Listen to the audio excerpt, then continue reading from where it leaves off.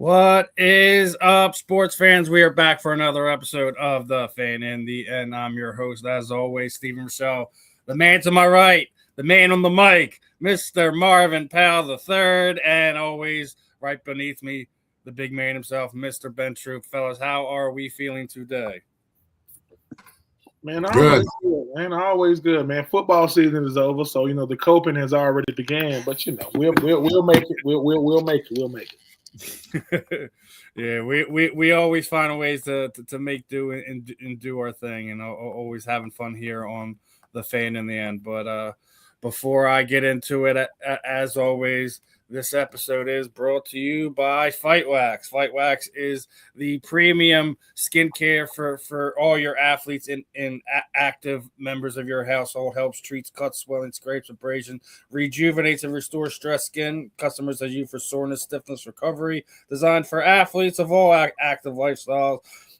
Has an ultra silky, non-greasy feel, deep hydration for everyday skincare. Helps fight dry skin. Customers have used for eczema, psoriasis, and other skin disorders. Again, make sure you check out the soap. Stuff for your pets. Make sure you guys are using our code there right underneath. That's South15FW when placing your orders. The merch store is launching within the next few days. If they do have some stuff on hand, if you guys want to grab a hat, a hoodie, a t-shirt, whatever, just reach out to Fight Wax or Lincoln himself and get yourself geared up and have some fun. But speaking of which, obviously, as you guys were just talking about, football season is over. We're in that lull, that downtime. We get a little depressed here on some things because it's not as moving when it comes to the football season. I know, Marvin's is getting a double time because, no college football right now, no pro football right now. We damn sure don't want to talk about the USFL. So. No, but it's a good thing, man, that the NFL has become a 24/7, 365 type of business, man. I like the fact that we have football. You have football season, you have the postseason, then you have everything dealing with the All-Star games, and then you have the draft, all the draft stuff, and then you have all the mini camp stuff, and so in the last, decade or so plus, more than that, it's definitely been a year-round thing. But, I'm just that guy. I love waking up on the weekends, man, and football on Saturday, football on Sunday. And then as you get through the season, you got football on every single day except for like once or twice, maybe not Tuesdays and Wednesdays. But I love it, man. I love it. 24/7 football. I watch here in Georgia. I watch a lot of high school football on Friday nights. I enjoy that. It's always, top talent and really well-coached teams for the high school level. And I just love being in that, so always, college football and NFL, when we get to the playoffs, get a little sad because I realize it's almost over. You know what I'm saying? And I mean that, dude. It's just, I'm one of them type of nerds like that, man. I seen this meme and it so explains you. It's like literally like all the college football, and they show you like college game day shit. Like it's literally like all the football shows, and it's like a X-ray of your head. I'm like that's Marvin right there, right? True. I'm gonna send it to you when we get off here. But obviously we're in the off season, so we get to kind of talk about a bunch of different things. Everyone was so upset about the Super Bowl halftime performance this year, so I want to get your guys' thoughts, right? And not on the halftime performance. If you could pick one artist, dead or live, whatever, that you would like to perform next year, who are you going to pick? Are we going to go back old school? We going to dig up Prince from the dead? Like, who would you like to see perform next year's halftime performance? Ben, let's start off with you and then go to Marvin. Ooh, I get to pick one person, man. That's tough. You know what? Oh, y'all don't know. It's a dude. His name is Toby Nwigwe, right? This dude, he's from South by Southwest. He's from Houston, right? He was a former football player. I think he's Nigerian. The way he does his music, he does like a little bit of rap. He's a rapper / R&B. I would love to have Toby Nwigwe because here's the thing. even to talk about Bad Bunny, right? Do you know how many Hispanic people live in America? They look. My children, I got a daughter that's part Puerto Rican. I got a daughter that's Italian and Peruvian. They was yes. I mean, I had to turn the subtitles on. But it was to say he ain't kill it. Did y'all not see Pacheco? The starting running back for Kansas. That's him at the end with that Puerto Rican flag. That's Isaiah Pacheco. They had Ronald Acuna. Here's the thing about the halftime show now, right? You can't please everybody. What people want in the halftime show now, which I think they got, I would say Toby and Weekway is a guy that I would definitely want to see. But a guy who I know would straight kill it is Chris Brown. He will kill it. He don't know how to do nothing else. He don't know how to do, but I think Kendrick did an incredible job when he did it, right? I think it's been a lot of good shows, but I think you want to blend it. How do I blend two artists? So, give me man. I know who I want. Man, bring out Andre 3000. Let's Outkast. Let the Dungeon family come out there and do what they do. I want to see Andre. Today's generation of kids have no clue how nice Andre 3K really is. They don't know. I would love to see him and Big Boy and the Dungeon family get out there and do what they do, because he's gonna bring out T.I. He's gonna bring out Ludacris, right? He's gonna bring out Young Jeezy, right? He's gonna bring out. So hey, let's have a party. But I'm not in charge. I think Jay-Z might be in charge of who pick. Big Boy, I got it. Yeah, Big Boy, Andre 3K, Ludacris, Pastor Troy, who am I missing? Jeezy. Oh man, what's his name? What's the big dude? He's the same. What's his name? I can't think of his name right now. But I would love. I'm a down south Georgia boy, so I would love to have like a whole down. I would love to, the state of Georgia just take over the whole thing, and whoever they want to bring out as special guests, they can do that. So, Toby, I love you. I don't know if they'll book you, because Toby gonna want to get paid. And they don't pay you for the Super Bowl. But I would love to have a whole Atlanta music fest. Like, just let these cats from the ATL and surroundings, let them come out there and kill it. Because I know they ain't gonna let them do it but one time. After that's it. Y'all ain't coming back. But Andre 3K, Big Boy, T.I., Usher, Ludacris, Lil Jon, Jermaine Dupri. Let's do that. Let's see if we can do that. People that got a problem with the language are just haters. It's art, music, a vibe. Since we do need to understand the language to appreciate. Yeah. I mean, hey, man. At the end of the day, I didn't have a problem with it, but like I stopped honestly paying attention to the halftime show long ago. That's when I go to the bathroom, go get something to eat, make sure the dinner's good for everyone in the house. Like it doesn't matter to me who plays it, what language they're singing it in. I'm numb to it. Like I get why people are irritated, but it don't mean anything to you. Marvin, what about you? If you get to control the halftime show next year, who do you want to perform?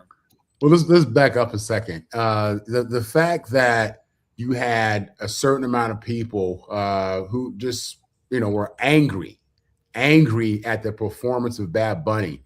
I'm not going to call anybody out or put somebody's name out there, but I had a Facebook altercation with one of my ex-teammates who basically came out and said that it was a horrible show because nobody was white and they didn't speak English. And that's exactly what the dude said. And, I felt some kind of way about that. And I feel like, you got a lot of people out there, a lot of football fans who really are racist and don't realize that they're racist. And I mean that. I mean that genuinely. Like, people who don't have the self-awareness. That Lady Gaga was white. Did he forget somebody? So my thing is just like, for people to think that a person of color, and it goes to the mentality of people thinking that if you're not white, you're not American.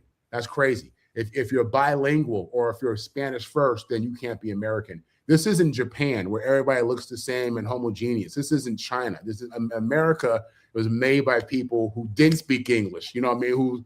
Who people of color, people who came, whether you came through Ellis Island or you are one of the unfortunate to be enslaved. This country was built by people, by many people who were of color, and English wasn't their first language. And we still celebrate these cultures in the subcultures of America. Chinatown, you go to Little Italy, go to Miami. These are all these people are American, regardless of where the people came from. And it's such an ignorant mentality, and for people to feel threatened because the biggest star in the world went on stage and sang all the songs that are the biggest songs in the world. It's a halftime. You want a Grammy, Marvin, for album of the year? No, but hold on. Somebody just said something. I'm gonna let you get back to it, Marvin. Let me kill a myth real fast. We are not a We are not a melting pot. You know how we end up melting? Melting pot means it's melted. Everything in its consistency. Everything is one way. No, we are a stew of people. Like that's a Marvin right there. Oh, that's a Steven right there. It's like the melting pot means I want to have to tell, hey, man, what is that? But I think you make a great point, Marv, when you're saying, look, let's just call it what it is. We ain't talking about everybody. But to say, hey, man, if you got pigment in your skin, you ain't American. Say so. And look, and we got to get Puerto Rico is a part of America. I know people don't. I know that's hard for people to feel like, what? Like he should have got an American artist. Well, he is an American artist. What? Exactly. Yeah. Yeah. People, I think, people just really lack self-awareness, man. And they say things that they think are just normal and okay to say, but it's racist when you think about it. And it's really wild, man. The reaction that Bad Bunny got was just insane. And it shows how ignorant people are.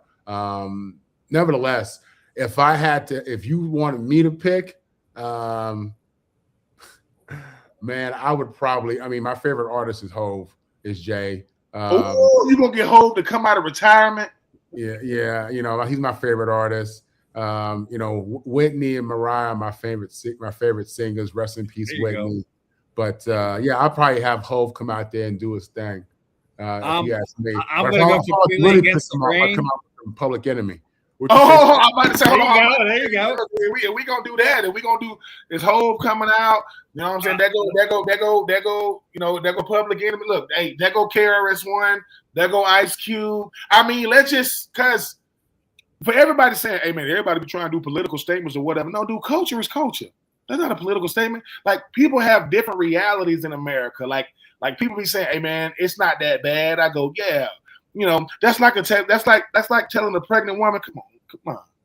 That baby is not that. Push that baby. You cannot minimize people's experiences. But the thing about it is now in America, it's got to look a certain way, be a certain way. I said no. And guess what? You know what? And I could be wrong. I think Bad Bunny was not going to perform in all Spanish. I don't think he was going to do that. But he saw what people were saying. He like, oh, okay, that's how y'all feel. Got it. Turn them subtitles on then to know what I'm saying. And from what I got from my daughter's mom, they were like, oh, he killed it. Like he shut, because Bad Bunny knows the likelihood of me getting to do this again is probably very slim. So while I got my moment, let's bring awareness to South America. Let's bring America to all these South American countries. It's like, because what do you, that would be like saying, hey, Marvin Powell III, why did you only talk about your daddy at his enshrinement speech? Who the hell am I supposed to talk about? It's like, what do you expect me to do? Like, I got a moment, because Kendrick, he killed it 2 years ago. If you didn't know, shut it all the way down. And like I say, I do think it's the biggest moment in sports when you talk about it, but to the lady who was at the game, looking at Kid Rock saying, I'm not, you've already supported it. If I go to the game and I do like this, you're there. Like, you know how crazy you look. You know what you signed up for. To buy it. Off your nose to spite your face. God, Marvin. And a lot of this is really the timing of what's happening in our culture with ICE and these raids and, them running through the streets acting like the Nazi Gestapo. Going door to door to people. I think a lot of that aligns with the timing of the Bad Bunny Spanish thing. Because listen, if they would have got that opera singer Andrea Bocelli, who just sings in Italian, people would have been like, "Oh, that was so beautiful. It was so amazing." You know what I'm saying? So this is just. I think there are so many times in current events in our time when people jump out the box with their feelings and emotion, like they did with Bad Bunny, and they don't realize that they're screaming and just letting people know that they racist, they ignorant, and that they highly prejudiced toward race and culture. It is, and then you got people who just think that if you're not white and you don't speak English, then you're not American. People believe that. There are a lot of people who really believe that, and it comes out, and it's sad because these people don't understand the history of our country, and it's the whole Bad Bunny thing to me. Was just a horrible look for America, and it's just America telling on itself to be so offended that in a musical performance that is an entertainment show, you're upset because the featured artist is Latin American and speaking his native language. It's mind blowing that as a culture we can't be cultured and just enjoy the show. Because we lack it. I think you guys both made great points on this. I think Marvin's right. There are a lot of people that are showing who they really truly were when this thing came out. As I said, like I literally, it doesn't bother me if you're singing Spanish, if you're singing Italian, whatever. I already said I'm with you. I'm with Ben. Dude, bring back like Wu-Tang Clan and have them all perform and do their solos and do their group stuff. Like I would love to see something like that. And even more to what people are upset about, they're going out and saying like, oh, well, we haven't had a country singer in over 10 years. I'm like, I don't care. Hold on. Wait a minute. I don't care if it's country, if it's rock and roll, if it's heavy metal, if it's hip hop, if it's soul, like I don't care as long as it's a good performance and they have things that get everyone engaged. That's it. Go ahead. Now, Steven, when y'all won y'all first Super Bowl, what was that song they was playing when they came out? Who was that guy? Was that Meek Mill that Philadelphia was playing? It's like it's Dreams and Nightmares. Yep. Don't you understand that if you have no culture, you're gonna criticize it when you see it? Culture is natural. You think that a Hispanic kid when Victor Cruz used to score, what did he do? Oh, he did this. That's his. It's like people. This is not new. This has been this, and it's gonna keep. I lived in New York when they used to do the Puerto Rican Day Parade. They used to shut this. They're not doing it to say, "Look at us." They're saying, "Hey, man, we here. Like we're celebrating." I was living in Jersey when Colombia won in the World Cup. They had the street I lived. They had to shut the whole street down. When culture really shows up, people got a problem because people going, "Wait a minute." Let me show, and I'm gonna speak for New York and New Jersey. If your parents are Nigerian, or if your parents are from Guatemala, that's what inside of your home. It's Guatemala. It's Puerto Rican. When you step outside, you New York. But I got to give you who you are in this house, because outside this house, they might not. And I don't know why people get so.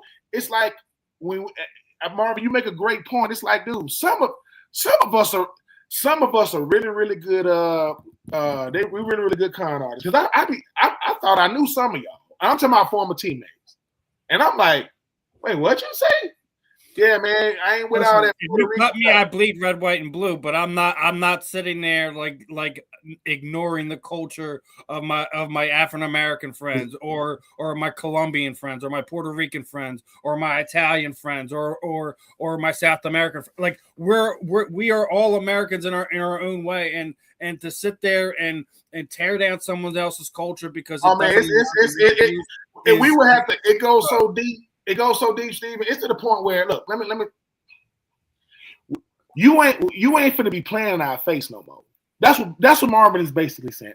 That stuff that used to. Marvin, you mentioned Jay-Z, right? I've been blessed enough to do a bunch of speaking engagements. I was at a summit one time, and Jay-Z name came up. The lady said, "The drug dealer." I said, "The billionaire." And she was like, "Yeah, but didn't he sell?" I say, "Yeah." I say, "But you know what makes Jay-Z, right?" He says, "In order to have influence, I must have financial freedom. So I'm going to become a 1%er. I don't need nothing y'all do. I think Beyonce is a billionaire by now, right? But why does he really do that? Because now you can't tell me no. You can't keep me out. Jay-Z says, I want to be a part of the NFL, and Roger Goodell can't stop it. Because the people that employ him, I'm one of them. I'm a billionaire, but He was doing a concert. He did a little freestyle, and it's what he said. He said, people die for equal pay, right? When I work, I'm not your slave, right? I ain't shucking and jiving and high fiving. This ain't back in the day, right? This ain't back in the day. And for everybody that's thinking we going back in the day, hell no, we ain't going backwards. So for everybody that's thinking, hey man, if it ain't white, it ain't right. Well, it ain't gonna be right then, because white people are not going to be extinct. They're trying to eliminate. What do people get this? They're trying to eliminate us. No. And being pro-black doesn't mean people are anti-white. To be pro-Hispanic doesn't mean I'm anti-white. Like, when do we get to the point where white people are under attack? Where? When? No. That delusional stuff ain't going to make it now. And, if you want people in sports to stick to politics, tell politicians to stay out of sports then. Because they got a lot to say, don't they? They have a lot to say about us, but we can't say anything about them. Oh, and for everybody saying LeBron James don't lose one endorsement because he's good for business. He can say what he want, when he want, how he want, because the checks, they good. So if y'all politicians out there, listen, if y'all want to tell us to stick to dribbling and stick to basketball and all that, stay out of here. Because one halftime show, why they had another one? You got an anti-halftime show? Get the hell out of here with that, man. The fact that was pre-recorded too. It wasn't even live. It was pre-recorded. It made it even worse. But I don't want to beat on the political drum too much. There is some fun stuff that happened over this weekend that we can have some fun with and talk about. First and foremost, is Airness, fresh off of suing NASCAR, wins his first Daytona 500, with his team. And Michael Jordan's accomplishments are ridiculous at this point in time. He's got the Daytona 500. He's got all his NBA Finals championships, his MVPs, his NBA Finals MVPs, his All-Stars, his Rookie of the Year, his Olympic medals. Michael Jordan is the epitome of a winner in professional sports. So I guess first and foremost, let me get your guys' thoughts on one. Michael Jordan, his team winning, the Daytona 500 this weekend. Let's start off with Marvin.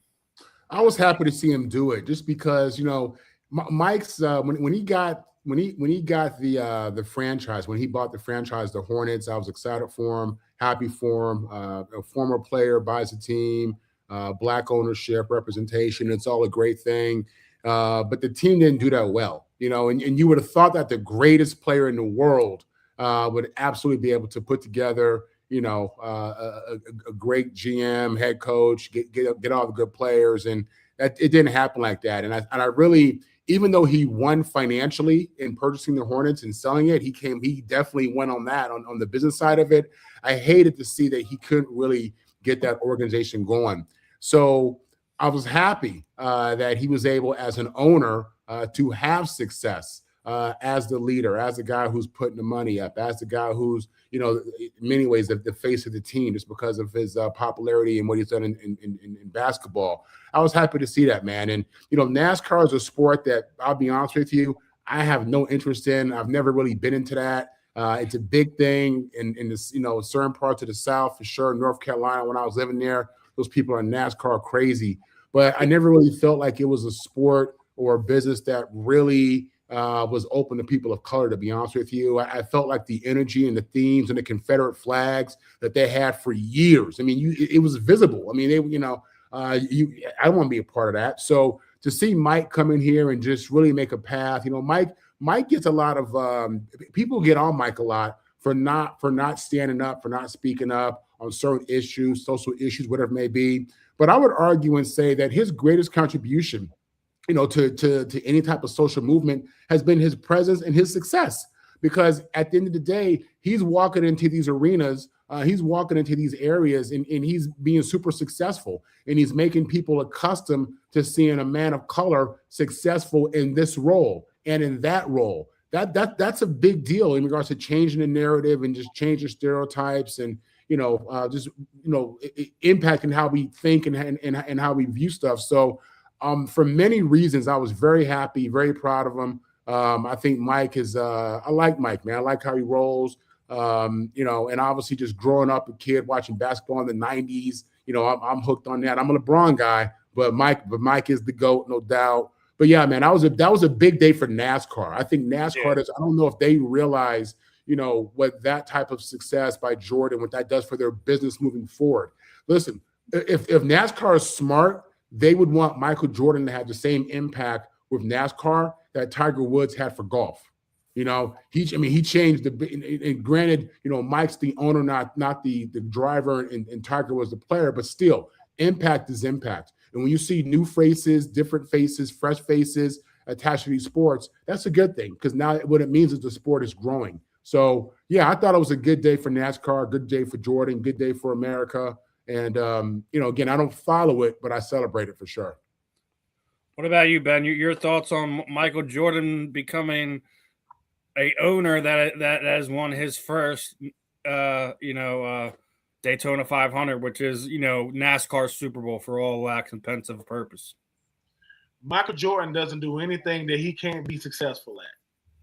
And when you think about away from basketball, most of these players are buying into franchises. They're not the sole owner of it. No, I own the Hornets. And it was a financial move, right? It was a financial move, and he won. Michael Jordan got NASCAR to pull down this Confederate flag because Bubba Wallace is a part of his brand. He did that too. He just won $1 billion from NASCAR from suing them. Now he went there. Listen, there's up and there's Mike. Mike is up, like super up. Like Mike saying, I challenged NASCAR twice and won. Do you really think NASCAR wanted to pull that Confederate flag down? They pulled it down with Bubba Wallace. Then he sued NASCAR and won $1 billion. Then he won, you know what I'm saying? Look, Daytona. I will say this about Michael Jordan. Leave that man alone. Stop effing him. I'm going to tell you why. Do I think Mike want to speak out? Yeah, but Mike knows, dude, once I pick a lane, I can't go back. So I think what Mike is saying, look, I'm opening more doors for us than y'all know, man. And sometimes I'm willing to be the sacrificial lamb. Mike said, look, I've been dealing with criticism my whole career. People can say whatever they want.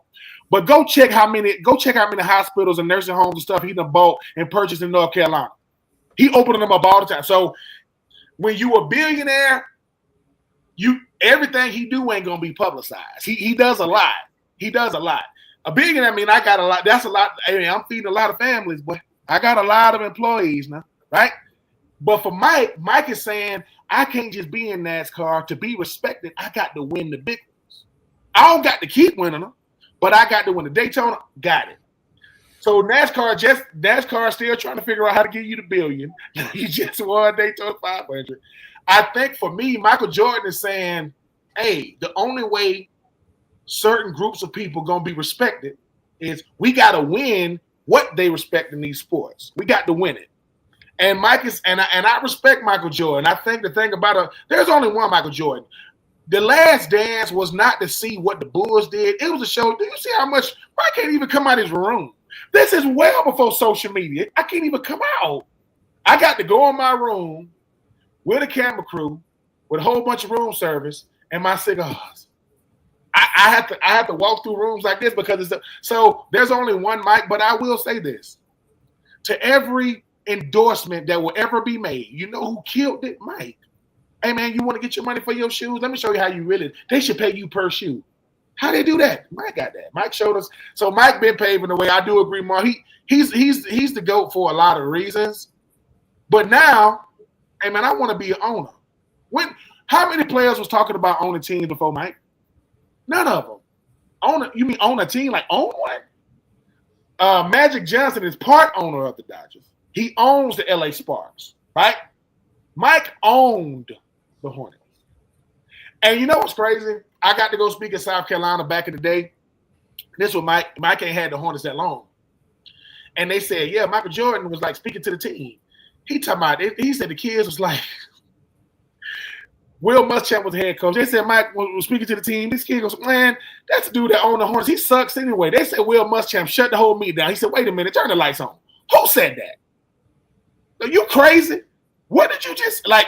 There would be no disrespect and slander when it comes to MJ because if we had to sit in the room and him to break down what his day is like, hey man, what does your day start like? Well, I mean, I got to be here, right here. I got to be there. And we only know about NASCAR and the Hornets. You think that's all Mike got? Mike on concessions? Mike, you don't become a billionaire by owning one thing. So shout out to Mike. And like I say, think about there are owners in NASCAR that have never won the Daytona 500, by the way. And that's all they've ever done.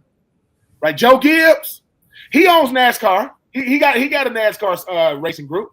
It's a bunch of them. So basically, Mike is saying, I'm here to take over. If y'all haven't realized yet, I'm not here to sign autographs.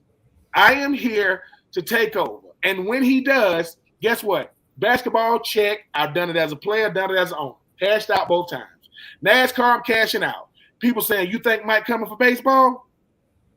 You think Mike come? I think he is. I think Mike gonna get a baseball team. There's a team in the ATL that's pretty freaking good. I'm just saying. But yeah, I'm happy for Mike though. I think that Michael Jordan is steadily evolving. You know how many kids didn't know how great Mike was and they thought of last. Remember back in the day, Michael Jordan had movies just of him playing basketball. The air up there, just come fly with me. Like, it's just him hooping. Like, I ain't, you know what I'm saying? So, you know, LeBron, what did LeBron do? Why LeBron come out there and make the same, did the same freaking movie that Mike did? It ain't have the same effect. You know, it ain't have the same effect. But it's Michael Jordan. I'm not surprised. Do you know how much pressure his team was under? Because Mike was like, hey, bro, why we ain't won no Daytona yet? Man, we trying. I don't try over here. So they finally won that thing. Now they're going to be trying to repeat. But congratulations to Michael Jordan. Congratulations, man. When you going to go to the Michael Jordan Bank and Trust? Dude, you got $1 billion? NASCAR? Dang. And then, of course, someone has to bring this up in the chat, right? So obviously, on top of that, you know, people are talking about some other things that were going on. What I think they're trying to get to is the ice situation. He had a situation with ice. It was a situation. So when the celebration was going on, there was one of the guy's kids there, and he had like ice thrown down the back of him, and he's trying to like pull it out so it's not like just sitting there melting on the kid's back. And I guess people were assuming Michael was doing something nefarious when it came to it. So we're sitting here dealing with this nonsense again. Like there's no damn excuse how he acted. But what do you mean how he acted?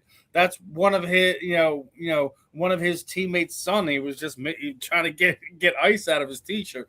Why do people always have to consistently make more of something when there's nothing there? And it's because it's even to the point where I was seeing posts on social media. I'm selling all my Jordans. I was in the comment. I'm like, my address is blah, blah, blah, blah, blah, blah. I'm like, you can send them all here if you just giving away your Jordans, because I'll create a eBay account and make some money off them things if you don't want them. I promise. Because I mean, this is getting ridiculous. We just try to find reasons to tear people down. You can clearly see what he was doing. He wasn't like trying to grope the kid. Like, people need to grow up. So a kid had ice thrown. Yeah, like down the back of his shirt, but like his shirt was like tucked in his pants, so it's like a bulge in the back side of it. So he's sitting there like trying to pull it out. So like it's not what any normal human being would do. Yeah. I mean, I will say this: we do oversaturate the whole viral stuff. The downside of it, and here's the thing, right? I'm gonna keep telling people this. Do you know how easy it is to say what you would have done when it ain't you? Or if it was me, it's like the $100 million. Man, what would you do with $100 million? Oh man, I would. You ain't get it and see. Hey man, what happened to that stuff you were gonna get? I'm sorry, man. I got to get to this private jet. Oh, okay.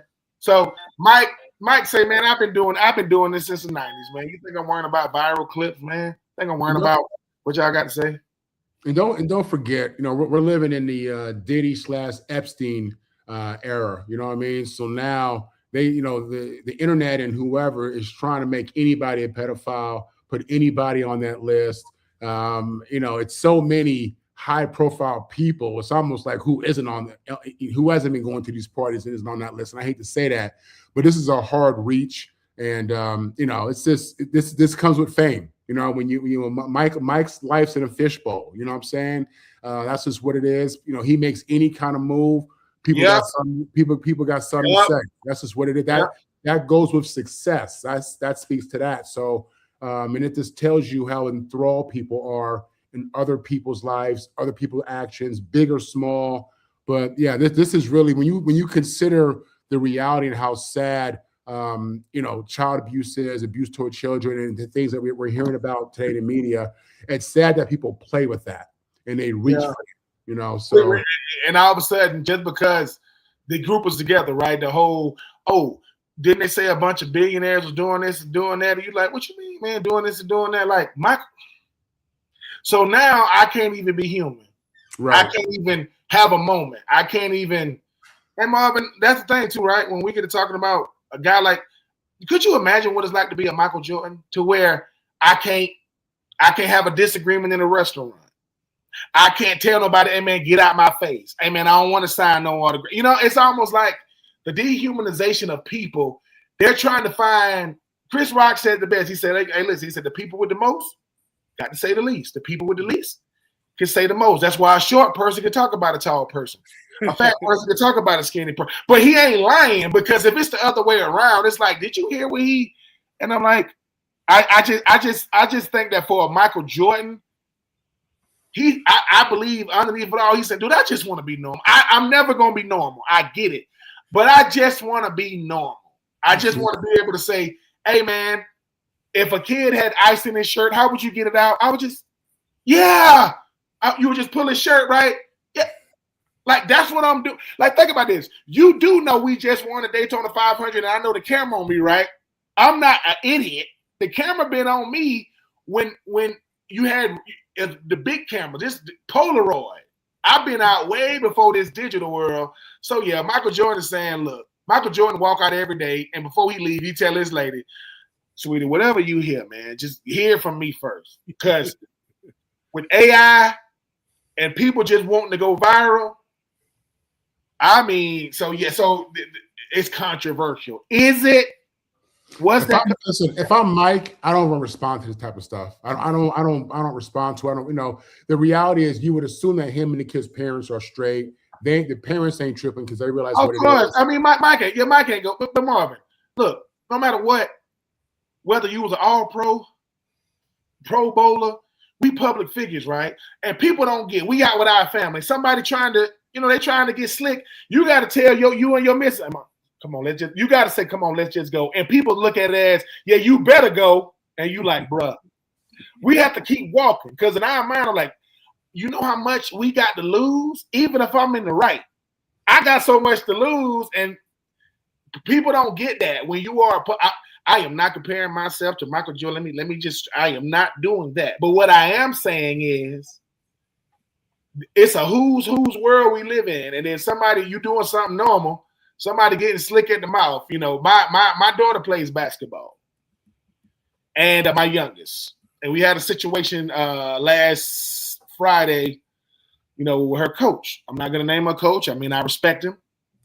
But if I would have handled it the way I wanted to, I ain't no more fan in the end. Y'all would have heard about Ben went crazy.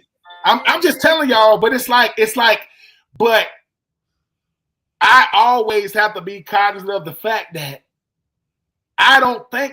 do I walk around like I'm a somebody? Like no, but the world don't look at it that way. They're going to say, wait a minute. You Marvin Powell's son. Yeah. Then and it's crazy because I can only imagine. I don't think Mike has time. Mike has publicists. Mike has managers. Mike has damage control teams. But Mike probably went in there and said, what? They want me to do what? Like, I'm trying to get ice out the kid. Come on. I kind of liken this, Ben, to, again, any level of success you get to, you're going to have people who are uncomfortable with your success, uncomfortable with the amount of attention you get. You know what I'm saying?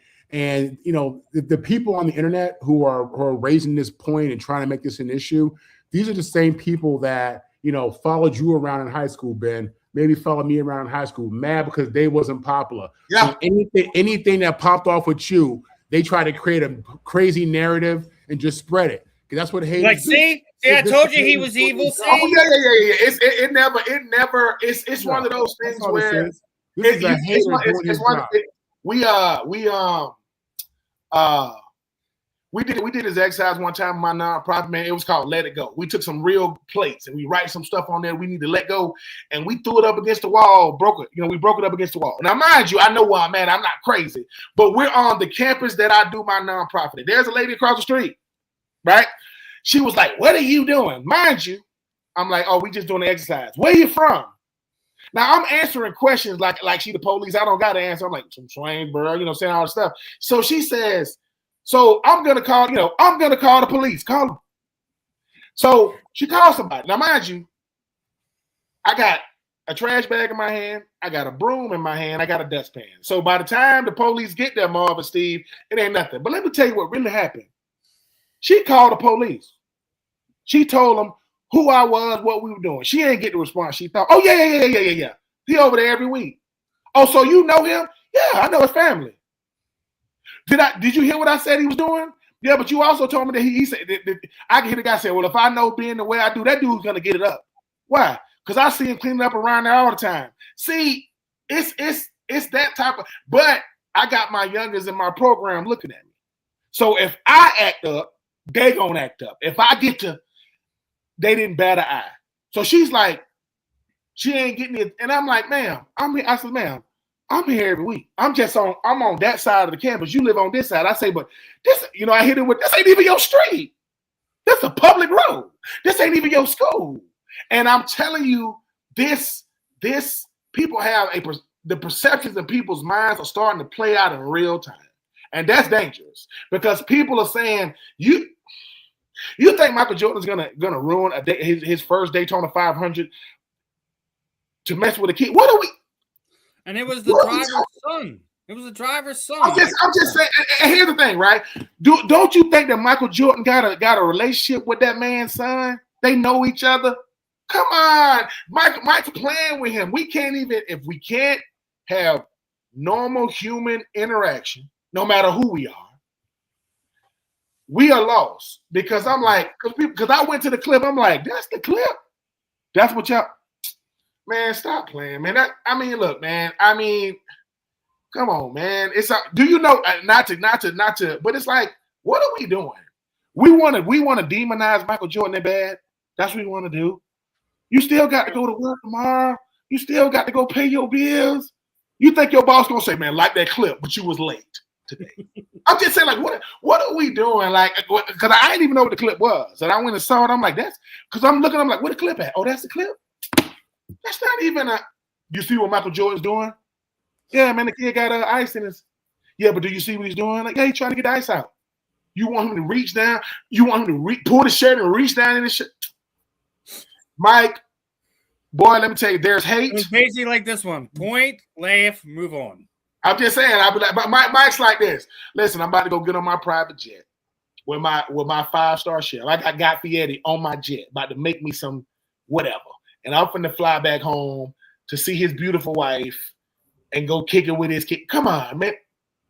When you're trying to tear down legends for no reason, ask yourself, man, do you have a life of your own? Like, do you have we need to out those type of people. You know who that is? That go your Hall of Fame voters right there. There they go. That's them. That's them right there. That's holding grudges. And these people got the power.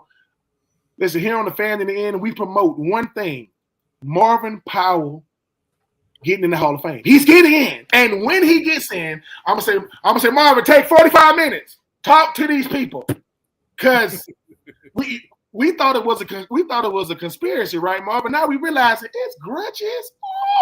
And here's the thing: I don't know how it goes, but Marvin, whenever your dad get in, say, "Can I just get a picture of all the voters, please?" Because I want to see, I know that dude. Because Ken Griffey Jr. said he'll never play for the Yankees. Something happened.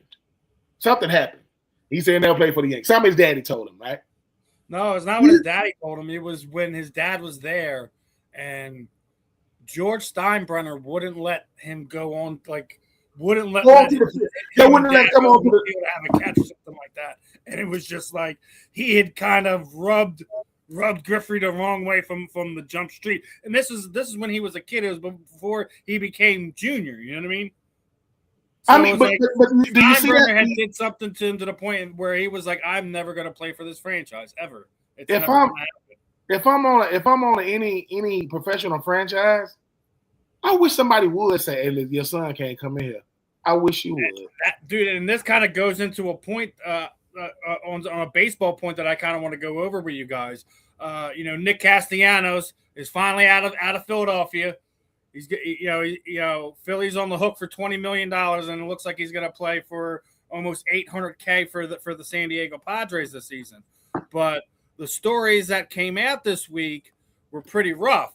It was basically sitting there saying that JT Realmuto couldn't get batting practice because Nick Castellanos was out with his son before for one of the playoffs games, and and they were having a problem with Liam being on the field and stuff like that, and like they felt.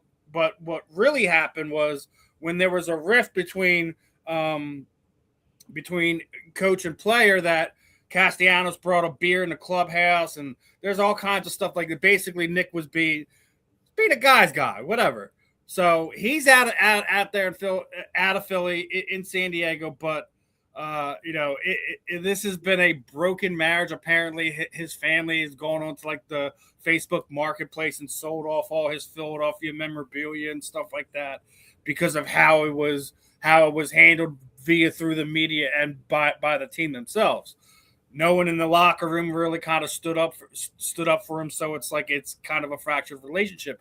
But if one of the things that came out was basically like, oh well, they weren't playing well in the playoffs because Nick Castellanos was having BP with his son, is something that is beyond me. I get it; it's playoff time. You guys need to get your at bats in. How hard is it to wait for a few minutes for Nick and his son to kind of have one of those genuine bonding moments, and that you're going to sit there and wrap your poor performance around that? Marvin, I guess I'll start off with you and go to Ben. Like, obviously, you're probably hearing about this with fresh ears for the first time. You probably have no idea what's going on with it, but yeah, baseball definitely is not my main thing. I did hear about the situation with the beer, and I thought that was odd. They made such a big deal about that, to be honest with you. The locker room is the locker room, and I know you have rules and procedure and all that stuff, but it's just the boys. You know what I'm saying? So if a dude brings some beer up in here, I don't understand why this is making. No, it was on the bench. It was like he got pulled out of a game. Oh, well, that's a little different. Rob Thompson pulled him out of the game. He wasn't happy. He went in the clubhouse, grabbed the beer, and walked out to the bench and started drinking the beer. Yeah. So I'll tell you like way, it's still like, why? Like, why are we getting mad about that? Like if anything, it's like, I don't want to see this on TV. Go back up the hallway, finish your beer, come sit back on the freaking bench type of thing. Well, I will say this. If it was on the bench, like during a game, it was during the game and there's cameras, that's a horrible look. You can't have that. Listen, I'm not mad at the dude, and if I was his teammate, I wouldn't be like, I wouldn't hate the dude, but I'd be like, dude, what are you doing? You know what I'm saying? That it's, but listen, to me, this all sounds like lack of leadership and culture issues. That's really what it sounds like to me. Ultimately, when you hear, just all the little things, the kid, the son, got mad because he can't go. But to me, there's an issue with leadership. There's an issue with culture. Not knowing a lot about, the details and the players in that situation. That's what I take from that. So, Ben, what are your thoughts? Nick Castellanos is gone, and the hailstorm that has kind of gone on through it between the beer situation and him and his son, holding up, playoff batting practice before the game. The family taking it to heart and selling off all his memorabilia. Is this kind of like a how-to's guide of a broken marriage in sports today? Yeah, it is. It is sad too, because really, really good player, right? And if he wasn't gonna be in Philly, it sounded like he wasn't gonna be there. But this just makes it easier to get him out of there. But it's how we talk about it. How you leave has a lot to do with your legacy when you was there. Like because people are gonna remember how you left. The situation with his son, you got to pick your battles. Like, you got to know when you can do these things, because I'm pretty sure that's how he spends time with his son. I mean, you on the road, all these games, you don't see him. So it's a bonding time, but you got to, I'm going to keep saying this. If you are one of the best players on your team and one of the best players in the majors, this is a non-issue. You don't even hear about it, right? If this Bryce Harper Jr., this don't even make the news. It better not, right? But as players, you got to know how much leverage you got, right? And so it's sad that it came to this, because the Philadelphia Phillies, you guys are proud. As much as y'all love y'all Eagles, y'all love y'all Phillies too. And for his family, here's the thing, right? His family's trying to show loyalty to the Phillies, but come on, man, you can't say everything out loud. You're gonna sell his stuff off. God, I get it that it was bad. I get it. But with everything that went on with the Phillies this year, right? I mean, you talk about Bryce Harper and him and what was it? Was it the owner? Which one was talking trash? It was the general manager. Rob Dumptowski was basically sitting there saying he's not elite. I mean, and they're still talking about that. We're in February, about to be March. That was something that happened in October, and we're still talking about that. If people want to know where egos were made, built, manufactured, they were made, built, and manufactured in professional sports. You know how hard it is to get to this level. Who is you talking? Wait. You talking about me? I'm not him anymore. And I'm just saying, when you start talking about situations like this all goes back to what happened in the playoffs with the Phillies, right? So it's going to be some bitterness. The bitterness is here, and if anything comes out, it's going to be, it's going to be salt on the wound. I think now with the Phillies, they just need some good publicity. They do, because they're going to say, if this leak into the season, man, people going to be saying, see, we should have. So I get it. You don't want to be making the news like this, but I think for the Phillies, they just need some good publicity. You talk about dealing with the commissioner. I don't know why he was even allowed in the building. That was good publicity. Like, get him out. I don't want to hear about no salary cap. Get out of here with that. But yeah, I wish good publicity, but I definitely got weird for you. So obviously, Zach Wheeler had a major injury surgery during the end of last season. So during his surgery, he had have a rib removed. He kept the rib. It is in his closet, in his house. It's weird. That is probably the weirdest thing I have ever heard. Wait. He asked for the rib. He asked for the rib after the surgery. Hey man, where my rib at? I mean, it's over there. You want it? Yeah. Because y'all clean it up. See, let me tell you something. Once again, using your leverage.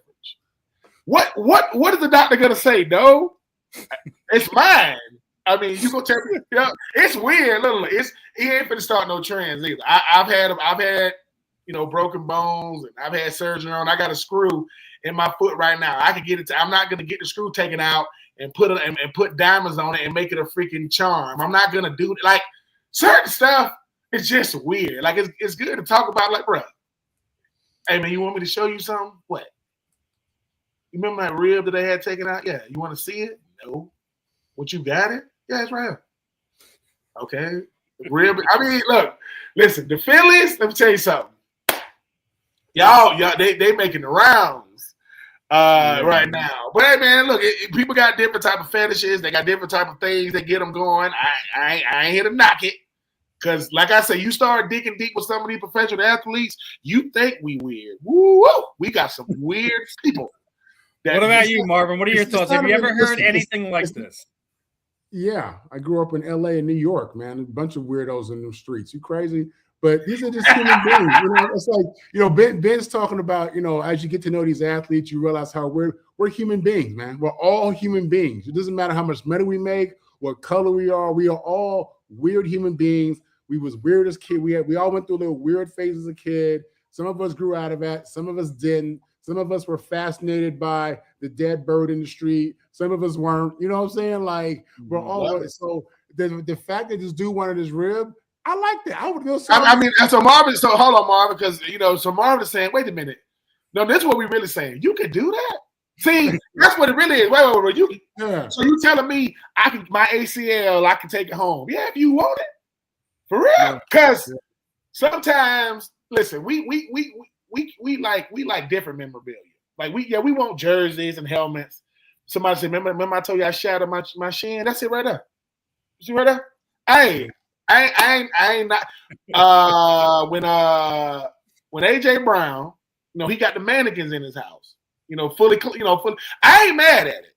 I mean, I didn't know you could do that, but he said, "Yeah, man, I got every jersey I've ever worn."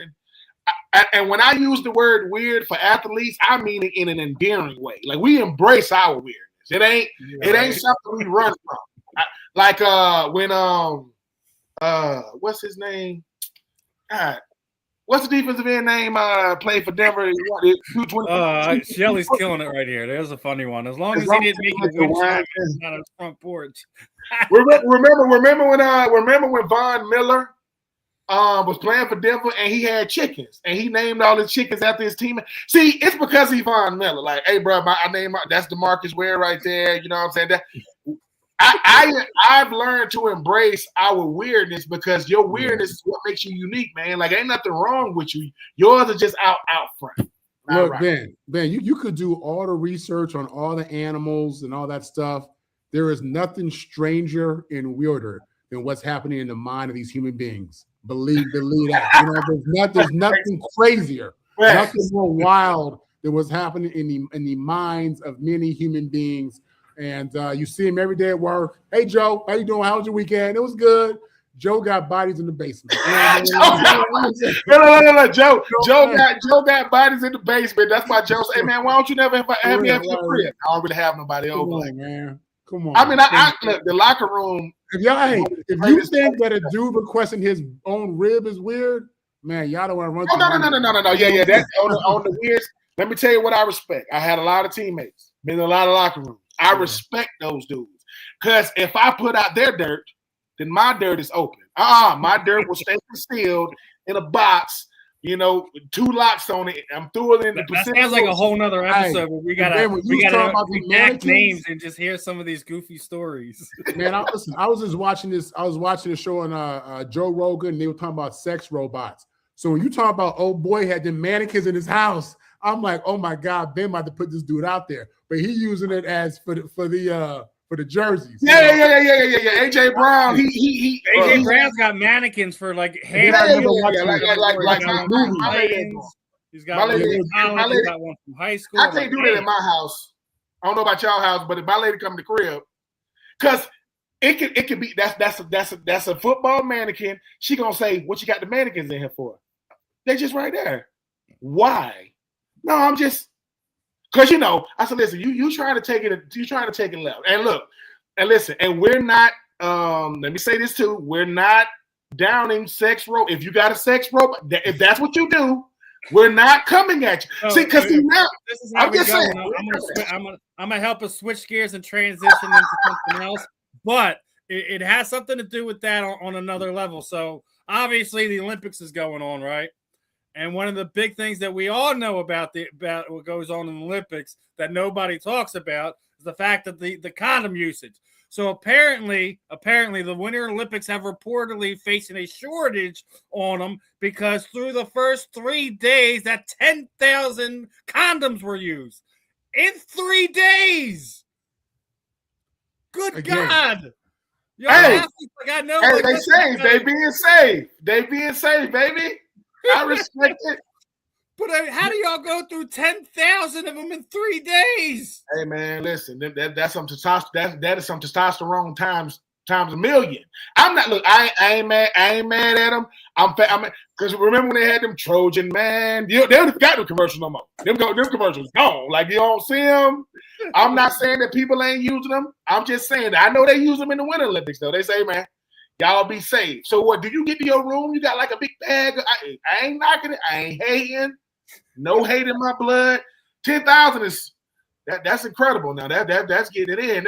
That's done. Listen, at the end of the day, that's just human beings being human beings, man. You know what I'm saying? All I'm gonna say is those athletes are trying to create super athletes right there. That's all I'm gonna say. Yeah, I've been hearing about that for years, man. But you got to think, man. These people, they work so hard, just for 20 seconds. Yes. Just for something that's going to last, and they do this for years. And, I get all that, man. That's just, again, we're talking about human nature, right? That goes back to Adam and Eve. Hey, think about it. I wonder if that's a part of their speech. Though. Hey, listen, as y'all know, we about to get the Winter Olympics about to start. Hey, some of y'all just calm down. Look, I get it. Just be safe. So it should be like, I think they got like 150 when you first get to the room. You got to re-up because they go quick.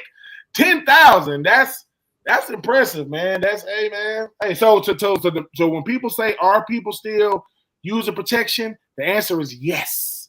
Yes, they are, and they just happen to be in one section of the world right now, but they are doing it. So, but there are some cool stuff going on with the Olympics. All I'm going to say is the women's hockey team is downright dominant. They're about to play in the gold medal game. I think it's either today or tomorrow, and they've allowed one goal to get there. One goal to get there. That's like close to like that 92 Dream Team, how they were just blowing people out, right? Yep. And memory serves me, the last 3 Winter Olympics, the U.S. women's hockey team has won gold, to my knowledge. So they doing it. Props out to the shout out to the ladies, man. They're still leading the way. They about to do it again. 1 goal though, that's pretty impressive. That's dominance. We need to start talking about the ladies the way we talk about the guys. We don't got to compare one to the next. We don't got to say, well, they doing this, but no, that's the biggest stage, right? And they dominate. So shout out to the ladies for doing their thing. I think me personally, just making sure that when it comes to the ladies, man, we highlighting these big time athletes going out there doing what they doing without having to say, with no asterisks, no howevers, no buts. They beat the ASS, they taking names. And it's documented. Somewhere Michael Irvin has sent over a whole bunch of belts so they can do the Michael Irvin. You know what I'm saying? Hey, shout out to the ladies. BTA, man. They putting BTA. Loving that. BTA all day. Congratulations. Marvin, your thoughts, women's hockey. Listen, when you invest into youth sports, you can get a grassroots type of organic growth here, with hockey. And I think that's what we've seen. Hockey is huge in America. In America, the big 3, football, basketball, baseball, but you have other sports that are huge, and hockey is one of them, obviously. And it's something that women have gravitated toward. Just from my days in New York, those hardcore New York sports fans, even the chicks, they got teams, the Rangers or Islanders, you know what I mean? So this also speaks to the U.S. investing money into the Olympic sports, into the women's sports, into the women. Resources matter. And, it's great to see the U.S. women be so dominant in such an international game that's been played by women around the world for years. So, yeah, it's good. I love seeing it. I'm not a big hockey guy, but I am an American, and I like to see the U.S. on top in these sports. Absolutely. But since we're on the one, I'm gonna fade away from the Olympics real fast. I was talking with you about this before the show, Marvin. Since we're on the women, talking about how proud we are. Big announcement came through yesterday as 2 former retired women's MMA icons are going to get ready to throw down May 16th, free on Netflix. Ronda Rousey's coming out of retirement. She's facing Gina Carano, who is an absolute pioneer in the combat sports world. And when the video dropped, all the information went, social media blew up yesterday. There was people hating it. There was people loving it. One of the Gina's former opponents was kind of upset because she's been trying to fight Ronda for the better part of 10 years. Now, let's put some note onto this. It has almost been 10 years since Ronda's fought in MMA. It has almost been 17 years since Gina Carano fought in MMA.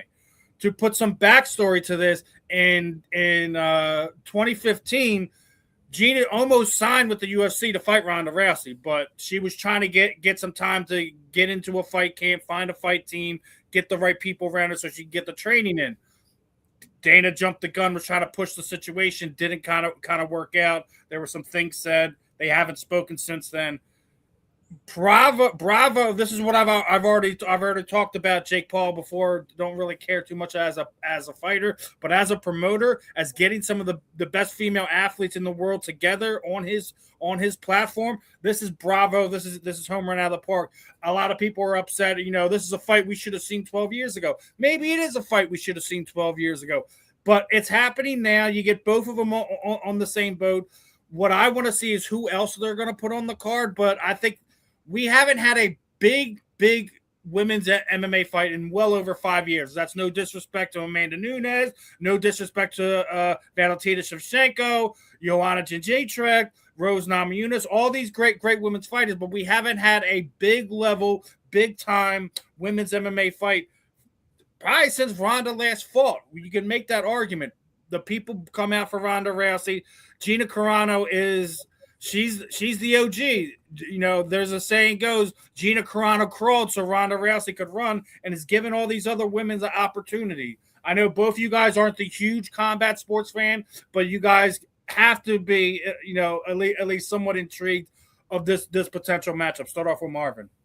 First of all, to come back after 10 years, after 17 years, and have to get in shape to go in there and be a killer again, I applaud them just for having the guts to get in shape. Now, I imagine that they probably stayed in some kind of shape. The training, a lot of that training probably they're addicted to be honest with you. This is a part of their everyday activity. They enjoy certain aspects of training, but that's different from gearing up to walk into a ring with somebody who can literally take your life with the right type of contact.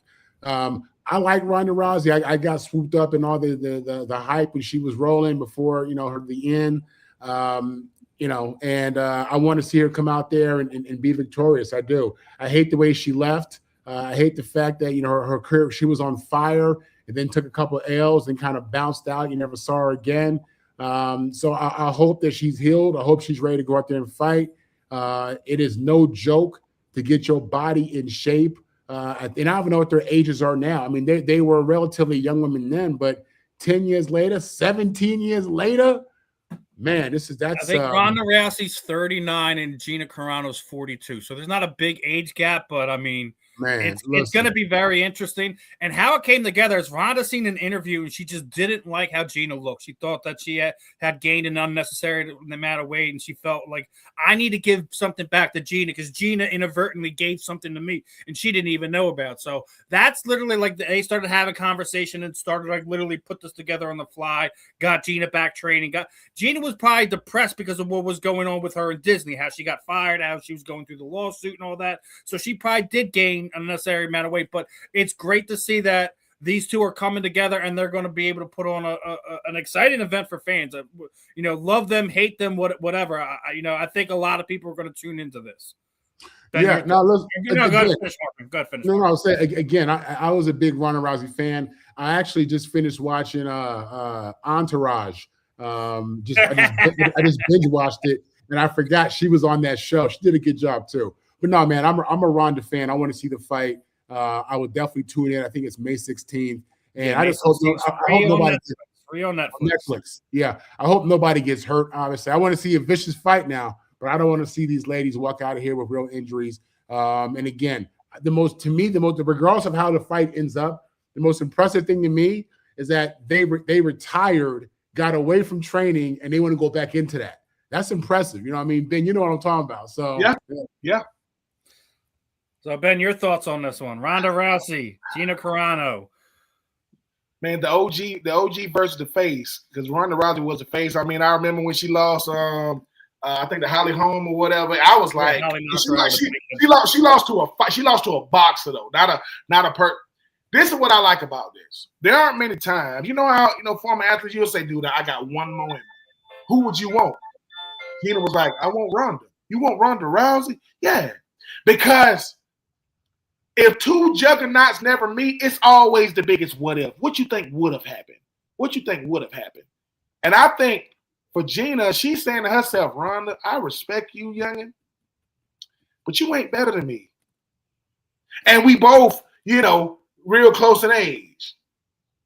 Ronda Rousey is a savage. When she was out there doing it, Marvin, she was a savage. I mean, she used to get at people.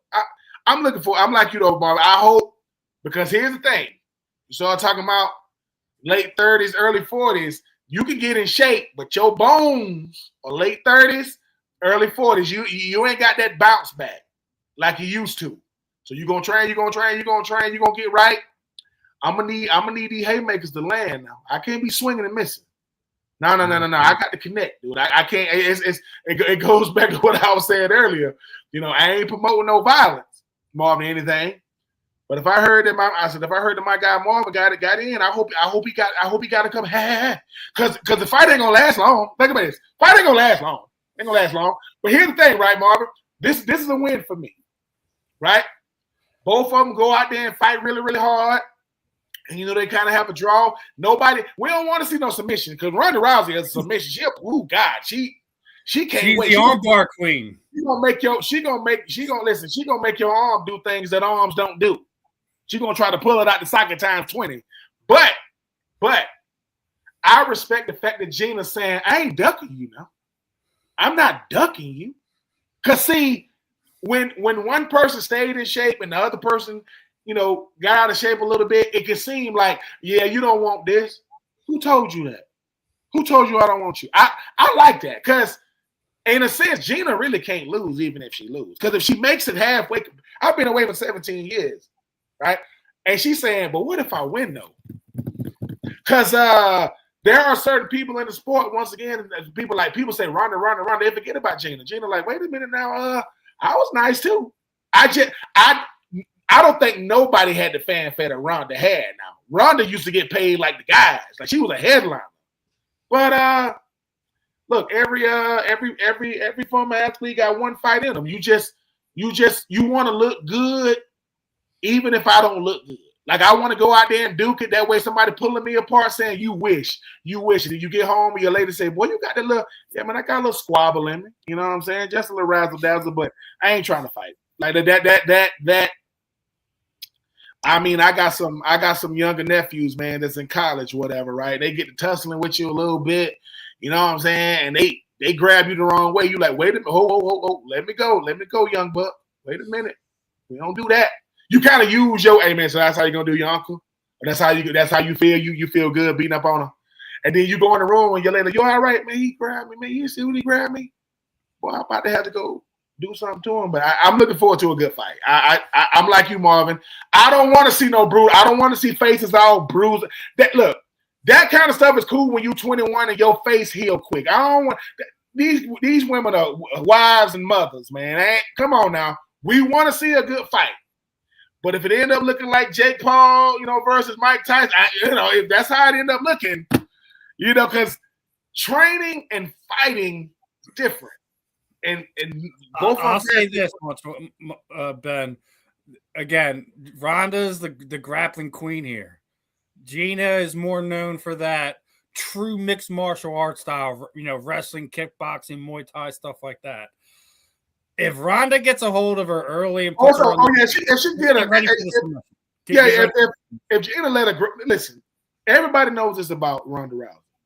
If I grab you, if you let me get a position, you trying to get that rep to come in and say let her go, because that stuff could get gruesome. That stuff used to be gruesome to watch. But Ronda Rousey, to me, is what happens when you put money behind a woman superstar, because they did a good job with her, man. Like the way her demeanor, I just think that she went when she really went up against a boxer. Holly Holmes, like, you think I'm finna get? Yeah, but Holly Holmes she had 3 times as many fights as Ronda, so the experience level was so vast. I mean, granted, like you said, she was a world champion boxer. You can't. Yeah. Ronda could have had a year to train for that fight and probably would have the same result. And you know, and we talk about Marvin was talking about having Ronda rewrite how she left, right? I think is very important, because I think people also tend to forget when she didn't win the Olympics the year before she won the bronze, right? She disappeared for 3 years. She just some of us are able to handle losses differently. You know, when you guys are football players, you're so it's kind of ingrained into you early. Where when you're in like judo and you're in combat sports, you're not taught how to lose. So that's how she handled it. I agree she probably didn't handle it like you would like to see a champion of her caliber handle it, but we all deal with things in our own way. So that's one of the things I am looking forward to is her kind of rewriting her exit. I don't see either one of them having significant amount of fights after this. I think this is probably going to be a one-off for both of them. I think the biggest thing that was announced over the last week is they brought this fight to the UFC and they turned it down. The fact that you're still making the White House card, which is arguably you're putting all your eggs in that basket. The fact that you can't get these two women under contract to do it at the White House, it's going to be really interesting. I think the UFC dropped the ball here. Viewership, popularity, all that. It is going to be an interesting fight. I'm looking forward to seeing what both of them are going to do. I'm with Marvin here, dude. My girls were absolutely were in love with Ronda Rousey. It's why both my ex stepdaughter and my daughter used to be in the gym training. It's because of Ronda Rousey. So I mean, and Gina Carano, so it's going to be fun. Go ahead. What was that, Ben? Well, she's a pioneer. I mean, Ronda Rousey, those weigh-ins with Joe Rogan, they were epic. Like when Ronda, like. Because to be a headliner in UFC, that's hard. There are guys that like it's hard to be a headliner, man. That means you got people on your undercard. She was a headliner, and when they used to ask all these questions like, "How do you generate as much money as you generate?" Because I win, because I'm a headliner, because I'm like that. That's why. So, hey, the other thing they didn't like her demeanor. I'm like, she's a wrestler heel. That's what she is. She used that persona and just transfer it to combat sports. Oh, well, she's not respectful. I'm like, not every fighter is you're gonna want to sit down and have tea with and have a conversation with. Some of them are just bad mofos. The end. Period. I'm a fighter. What do you want me to be? You want me to be nice? You want me nice? You want me to say it to you nice? Yeah. No. Do make me say it to you nice.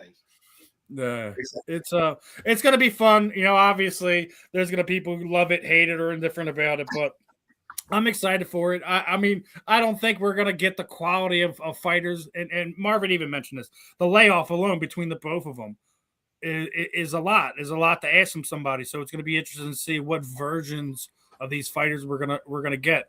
Gina Carano has been 17 years, so she's double the time, almost double the time Ronda is. So it's going to be interesting. Again, I want to see who else they fill the card out with to kind of go along with them. But we'll see. I'm excited for it. I think a lot of young girls and young women around the world are going to be excited for this, and it's going to be free for everybody to watch. So I guarantee you, Netflix is going to pull numbers for this one. Yep. So, Netflix know how to get to them bags, boy. Hey, bro, we got you. We do numbers on that. Rhonda said they're gonna have to pay her well over $1 million to get back into fighting again. So I'm curious to see how much they paid these two women to come. Man, that's they said hold on. They said Rhonda's on the phone. They said how much she want? She want $1 million. Yeah, handle that. We do that on a. We get more than that for a Chris Rock special. $1 million a net. Like that's what they want. They're like, why are you whispering? Put it on speakerphone. Hey, Ron, how you doing? Yeah, man, we can handle that. Oh, we got you. All right. I mean, look, they've both been in movies. They've both been away from the game a lot. It's going to be interesting either way. I'm excited for it. I'm looking forward to it all. Jake Paul does it again. I think everyone underestimates how he can promote a fight and get people together. He's brilliant at promoting. I mean, that's how he does what he does, man. I don't know why people keep doubting him now. He probably needs to stay away from Anthony Joshua. That probably wasn't. That's a different story. But that payday hit his jaw. I mean, he put this jaw on this side, but I'm pretty sure all the millions they'll help the swelling go down. He'll be well, see, he didn't have to pay taxes on his purse because of where he lives. So I mean, he pulled in more money than Anthony Joshua did because he lives in Puerto Rico. Who, Jake Paul is in Puerto Rico? Yeah, Jake Paul has lived in Puerto Rico, I think, for the last 2 years, 3 years. So he's I'm trying trying to this say, fight to the last 2 years he ain't pay taxes on. You start. Listen, somebody say, man, you live in Puerto Rico? No, that's my permanent residency. I mean, I got a home. That's what I'm saying. When you talk about people that understand money, they'll say, man, how do we do this? Oh man, you just say put your permanent residence here. This is your other residence here. How much money you want to take home? I said, as hard as you about to get hit, you're gonna need as much money as you need. I mean, me and Marvin were talking about last week the jock tax and everything going on in California. How Sam Darnold lost money playing in the Super Bowl, and then you see stuff like what Jake Paul's been able to do. I think he cleared $30 million this last fight. I mean, you want to know why players? You want to know why players really want to play for the Titans and the Bucks and the Jags and Miami, right? They want to play for them because they don't stay taxed. See, I played for the Bucks. I played for the Bucks and the Raiders in the same season.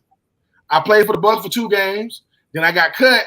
Then I end up going to the Raiders, right? And I'm just looking at my check. I mean, I'm like, that guy. I mean, listen, California tax and New York tax ain't nothing to play with.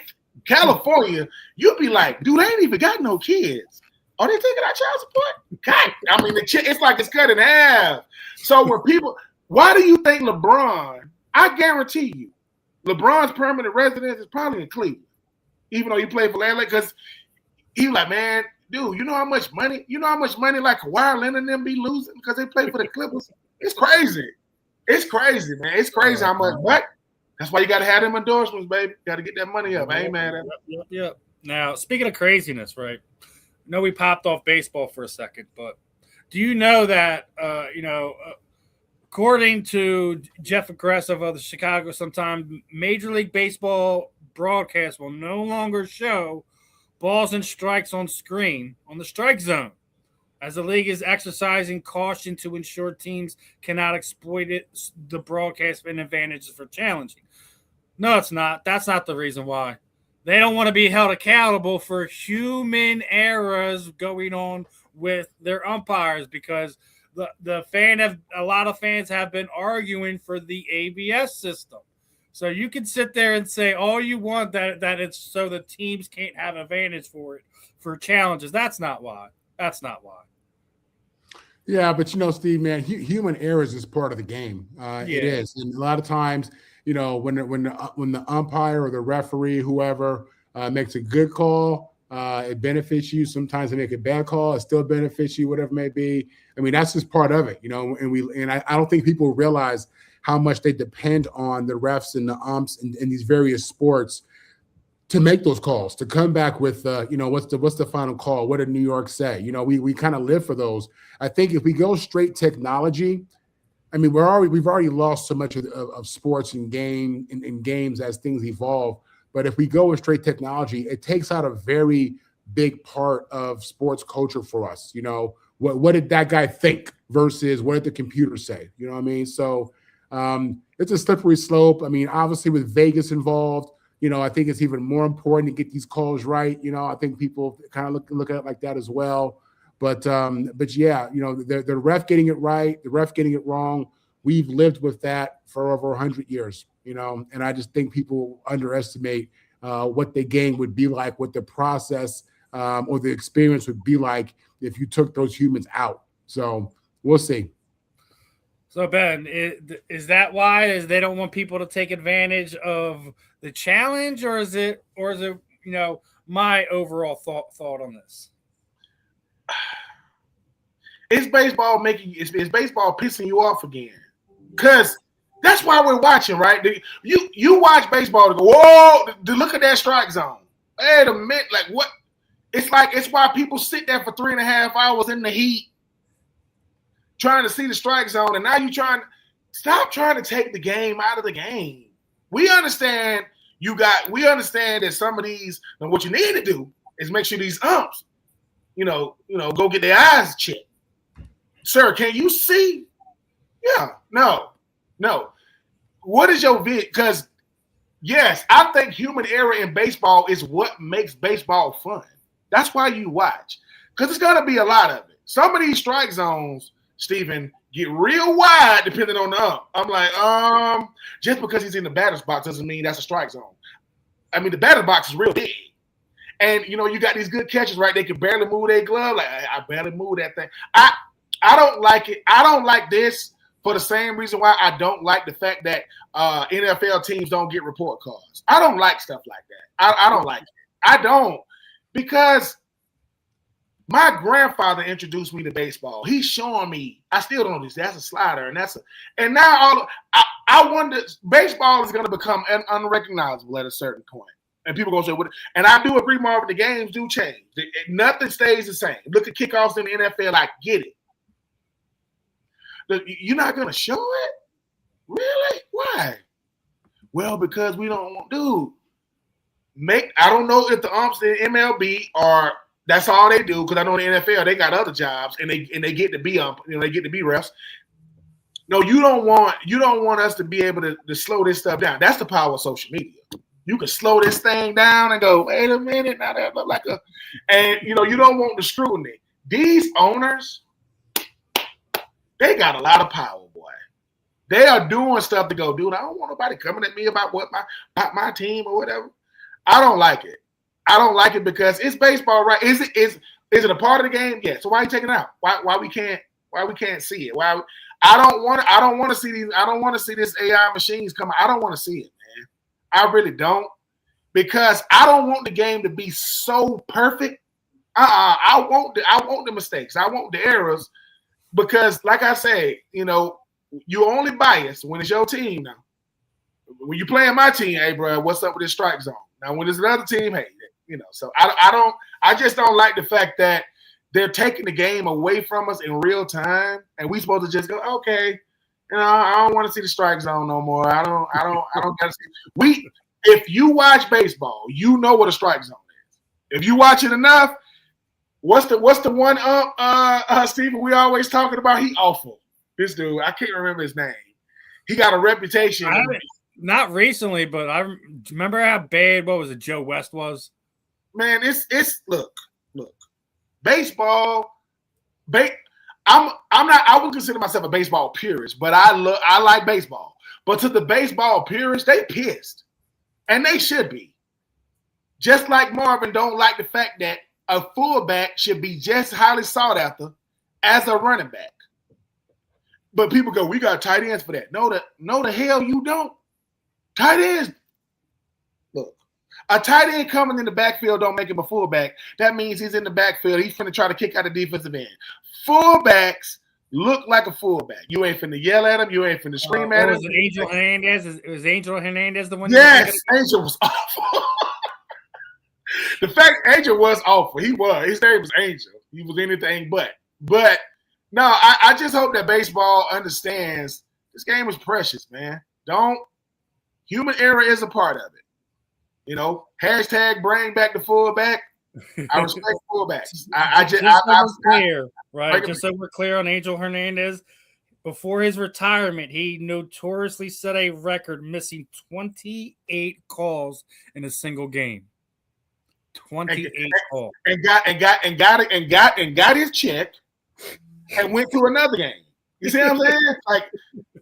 If there aren't any consequences, we have fun with it. But I don't know if you guys seen this right before we came on air, but breaking news: Patrick Mahomes has restructured his contract, freeing up over $43 million for cap space for the Kansas City Chiefs this season.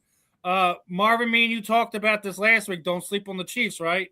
We already talked about this. So the fact that he restructured his contract, freeing up $43 million for them to go out there and make some moves, I think the Chargers and the Broncos should be very aware of what the Kansas City Chiefs might be doing this offseason, whether it be making a trade and signing a guy, bringing back a former player. The guy we were talking about Monday, we just seen Tyreek Hill get cut. Wouldn't be surprised to see him wind up back in a Kansas City Chiefs uniform, being that he's going to be on the market. It's going to be interesting. Kansas City always makes it interesting. Marvin, your thoughts on this one? $43 million now available for cap space. Listen, this guy, Pat Mahomes, he wants championships. I mean, no doubt about it. He's looking at Tom Brady. He realizes, what it's going to take for him to be at the top of the food chain in regards to championships and this GOAT talk, Right now, he's referred to as the baby GOAT with 3 world titles. But yeah, he went to 7 straight AFC Championship games. I think he got kind of used to that to a degree. This past season, they got beat up a little bit, and he saw what the other side looks like, and he didn't like that. He don't like that at all. You realize that for as much as when you're healthy and your team is healthy, you can go out there and compete. But a few guys get hurt, a few guys leave. Now you're in a whole different situation, man. And he saw Tom Brady win 3 Super Bowls and then go 10 years without even going back to Super Bowl, right? And he doesn't want that. I think this guy has been on the Brady page for a long time in regards to how he's going to get paid, taking a pay cut, doing quote unquote team friendly deals. He wants to get back on top. But Pat Mahomes is not accustomed to not going to the playoffs. He's not accustomed to not being talked about in the playoffs and being the favorite. And I think that all that just rubs him the wrong way, and that's just the competitor in him. This is a guy who just watched Tom Brady take all those pay cuts, but then just sign a $300 million deal to call football games. Pat's making, Pat has, I think, like 20 endorsement deals that are all over $1 million, something crazy like that I had read. So he recognizes the opportunity for him to make money, in this sport, outside of the sport. I think he recognizes that winning championships is ultimately what's going to catapult his name and his legacy to the top. And I think what he's doing right now is the dirty work and taking some pay cuts, being team friendly so they can do what you said, Steve, bring in a Tyreek Hill, make sure that O-line is solidified, make sure they continue to have a pass rush, make sure they continue to have a cover corner, because these are things that you need if you really want to compete. So, yeah, this is him making real business moves, thinking of the big picture. And even with all that said, listen, he going to get his money. The Chiefs going to pay that man. They're going to find a way, whenever they say they're at the cap, this and that, listen, they pay who they want to pay when they want to pay him. They find ways to get that done, So don't think he ain't getting paid, y'all, because he is. But he's also making big boy moves, thinking about his legacy, which is smart. Ben. The best pickup this offseason with all the coaches was Eric Bieniemy. Eric Bieniemy is back, because I hope that Big Red legacy going to be Eric Bieniemy going to end up being the coach in waiting, but that's another conversation. Patrick Mahomes went to the front office and said, I want Eric Bieniemy back. They said, all right, what you going to do? I'll take less money. Restructuring means they finding ways to – restructure doesn't mean less money. That means they're finding different ways to give me money. I'm still giving – I'm still getting my money. They're just finding a way to put in a signing bonus or something, roster bonus. $43 million. You know what Patrick Mahomes knows? People want to play with him. These receivers like, what? Yeah, man, you want to come play with Patrick Mahomes? Tyreek Hill, Mike Evans. You're going to have some guys in this free agent pool, because we act like Kansas City's had one down year. They had a down year last year, right? Had a down year. They lost in the Super Bowl 2 years ago. Like, Kansas City was in the Super Bowl 2 years ago. We act like had a down year. Patrick Mahomes is saying, I'm finna come off an injury. And I remember I got all these receipts. Everybody writing me off. I'm better than all of them. Line them up. Lamar Jackson, Josh Allen, Joe Burrow, line them up. I think Tyreek Hill is probably going to end up back in Kansas City. He's understood, yeah, it ain't what I thought. My bad. And all them shenanigans, that ain't going to happen in KC. All that stuff, he ain't doing that. I guarantee you ain't going to do that.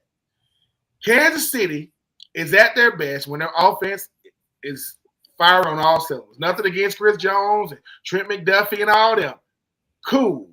But the defense was real good because you had a high-powered offense. $43 million to spend.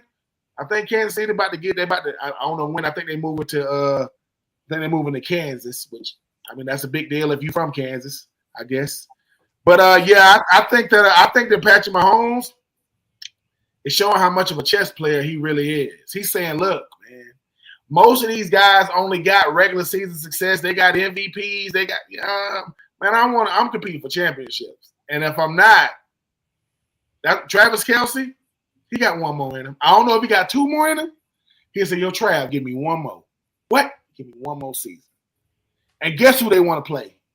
Philly. That's what they want to play. I don't think they'll beat them. That's what they want to play.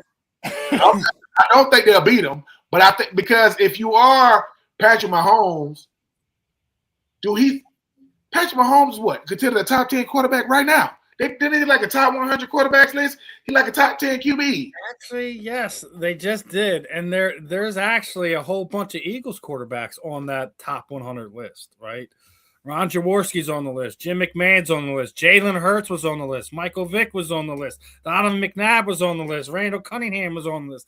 Even our recently departed Sonny Jurgensen was on the list. But yeah, it's list season for the media cycle, right? So they got Randall Cunningham over Donovan McNabb. Did I see that right? Yes, I did. I'm glad you mentioned that. I'm glad because me and Ben talk about this a lot. Donovan does not get the love that he deserves. He wins that Super Bowl. I don't know which quarterback in Philadelphia did more with best than Donovan McNabb. They don't. People look. And you said it to Marv. You said if he win that Super Bowl, he's in the Hall of Fame. I love Randall. Listen, love Randall Cunningham. I always look at if it's a list. Ron Jaworski, you talking about Jalen, Randall Cunningham. Like he was nasty good. He was cannon, 2 cannons in his arm. I don't understand the Donovan McNabb. I don't understand that. Donovan McNabb, he had T.O. And maybe people hold that against the whole T.O. thing, right? Donovan McNabb was good way before T.O. got there. He was excellent when he had T.O. Now I ain't saying that. He was good way before that. I remember when it was, people. It was the Eagles. It was the Eagles versus freaking Tampa Bay. Eagles versus Tampa Bay, man. The winner. Eagles versus my freaking Falcons. And Donovan McNabb was about as consistent of a player for the Eagles. Once again, when you play for the Eagles, that's a different level of scrutiny. That's a different level of feedback, if you want to call it. He was incredible. And we talking about Brian Westbrook, Dude Staley. You know what I'm saying? He went through, he had some running backs, he had his tight ends, but Donovan, people talk about Donovan like he was all right. No. Donovan was nice. Like nice. Him going to Washington, it was weird. I think that's probably one of the worst trades the Eagles ever made. Yeah, that to me, that's the one thing about the Eagles who I said, look, you're supposed to do right by him, man. Like you don't do him like that. I'm gonna send you to Washington. Really? You gonna do that? So, but Donovan McNabb, yes, Jalen Hurts got the Super Bowls, so I get he gonna be on the list. Donovan McNabb, before it's all said and done, Jalen gonna probably be tops because of the Super Bowls. But you just talking about just a pure player. Oh, Donovan him. And I love Randall. Donovan McNabb. I met Donovan McNabb because Keith Bullock I played with the Titans. They both went to Syracuse. And Keith Bullock had an event in Nashville. He didn't tell us that. Now, mind you, I'm in the NFL. I'm not supposed to get starstruck. I'm in the NFL. I'm supposed to be. He didn't tell me Donovan McNabb was going to be there. So we walk in, we got all the suits on, and Donovan McNabb is in there. I'm like, oh, shoot, that's Donovan McNabb. Fanboy in him. Do you remember that Whisper song? They had the Whisper song by the Yin Yang Twins. Donovan McNabb made the DJ play. This is no lie. He said, every time I point at you, you play the Whisper song. Now, he drinking. He might have been a little, He pointed at this dude like 100 times. We heard the Whisper song like 100. But I respect the fact that the DJ, he said, every time he played it, every time. Come to find out, right? Because, Donovan McNabb's smooth. I'm like, man, why he do that? Donovan said, I give you a hundo every time you play it. You gonna give me $100 there? If I even think you pointing at me, he made some cheese that night. So hey, but I don't like the Donovan McNabb slander. I'm not here for it. He was Andy Reid's legacy is because he had Donovan McNabb. Like them two was joined at the hip. People need to stop. Like I say, Jalen got the Super Bowl MVP in the Super Bowl just like Nick Foles do. But as an individual player, Donovan he was nice. So I don't understand why people be hating on the way they do. Yeah, he lost Michael Vick on that list before Donovan McNabb. It was just like number 5, we will always love you. Yeah, man, Donovan is here, man. Donovan McNabb coming out of Syracuse. Dude, he took Philadelphia to some new heights, man. Y'all always had a shot with him under center. And speaking of the list thing, right? And we were just talking about Jalen Hurts. Did you hear who's the most hated player in football? Yeah. Who? The one, the only Jalen Hurts. I understand this, though. I understand. Out of all the people that played in the NFL, he's the most calm, cool, collected guy in the room, but somehow he just generates the most hate. And he's not a puppet. We were just talking about how we don't get it. We don't get the Donald McNabb hate. I really don't get the Jalen Hurts hate because there is literally you may have things you dislike of how he plays on the field. You wish he was better at X, Y, and Z. But the fact that he was voted the most hated player in the NFL, when you have guys that are in this league who've been either accused and or convicted of domestic violence is beyond me. Beyond me. Marvin, go ahead, brother. I know you're trying to get it out. Yeah, no, a lot of that may have to do with the fact that he was at Alabama. They were so dominant. A lot of people got sick of Alabama, and I mean that. He goes to the Eagles. They don't have them. They don't have the best. They don't have the sweetest and nicest fan base. You got people who have feelings about his success there. A lot of the hate could do with his success, to be honest with you. But I really believe, and I know Ben said he's not a puppet, but nah, I don't think Jalen does a great job of selling himself. I don't think he cares about that, actually. Maybe that's what Ben was saying. I don't think he really cares about selling himself to the public to make himself likable. He doesn't really play the game like that. And I'm not saying that's a bad thing. I think if you're looking to monetize your brand and get endorsements and get followers, which all that turns to money, you should do that. I mean, that's part of it. Growing up, I mean, you saw all the Wheaties commercials, you saw all the Nike commercials. I mean, you want to be liked, you want to smile, you want to have a certain energy toward the people. And I don't think he plays that role. I don't think he really cares about that. I think I don't know if Nick Saban did it to him or what, but I think he's just focused on doing his job and going home. And how you feel about him, and if you want to sign him to an endorsement deal and all that, I don't think he's thinking like that, man. I think he's a different dude like that, And I think that's the reason why that he comes off that way. I do. You could say a lot of other things, but no, I think it really is just him not caring about appealing to people in a certain way, and that just comes off as negativity, and I think it bothers people. And we talk about this a lot, man. So Jalen Hurts he's like the anti-quarterback. As far as because we look at it's like what Cam Newton said. When Cam Newton said, look, man, they want you to be a certain way. They want me to be like Peyton Manning. They want me to be like Tom Brady. Who's in the house? What's up, Luther? Can Luther hear me? Luther. Can you hear me? There it is. Can you hear me? No, I was saying about Jalen. I remember when Cam Newton used to say a lot about when he first got to Carolina. Mr. Richardson would say, "Do you got any tattoos? Do you got any piercings? Are you gonna grow your hair out? All these things, right?" And at first he thought it was weird. Like, dude, why you asking me? Are you clean cut? Jalen Hurts is saying, dude, I just want to play football. Wasn't it last offseason they was doing like a TikTok dance thing? Remember the girl comes up and she says, dude, he's like, I'm not doing that. Like, look, he's not for everybody. He's like, look, I'm not. I see Jalen Hurts on IG talking to kids. So he get out there in the community and doing that part. But he goes, look, he's married. I don't know if he got any kids yet. He helped a lot of black women push their agency up to an incredible level.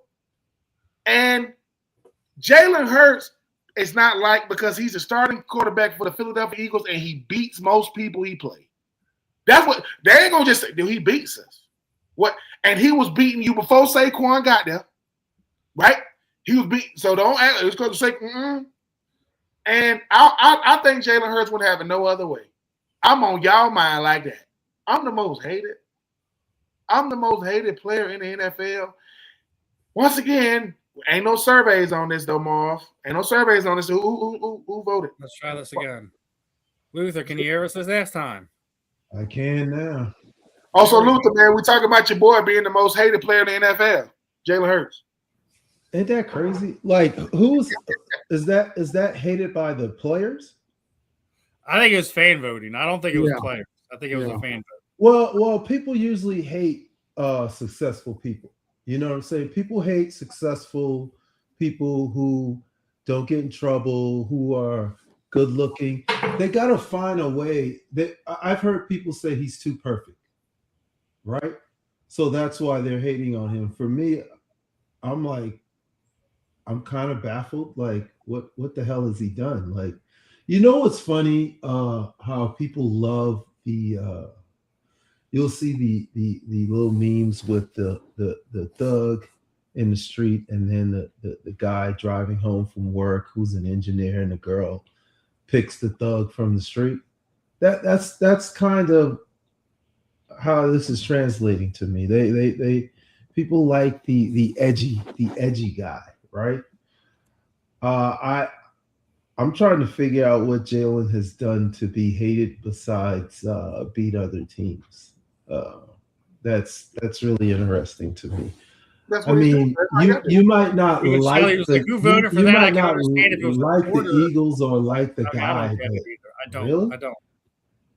I really, I saw that and I was wondering, is this a poll of fans or is this a poll of players? If this is a poll of players, that sounds like a whole lot of hate to me. Like, that's weird. He's the starting quarterback for the Eagles, though. Don't that come with it? Yeah, you hate the Eagles, but I'm talking about if they give us a poll of guys you hate, it's usually like dirty guys. You know what I'm saying? It's not. That's weird. I don't know.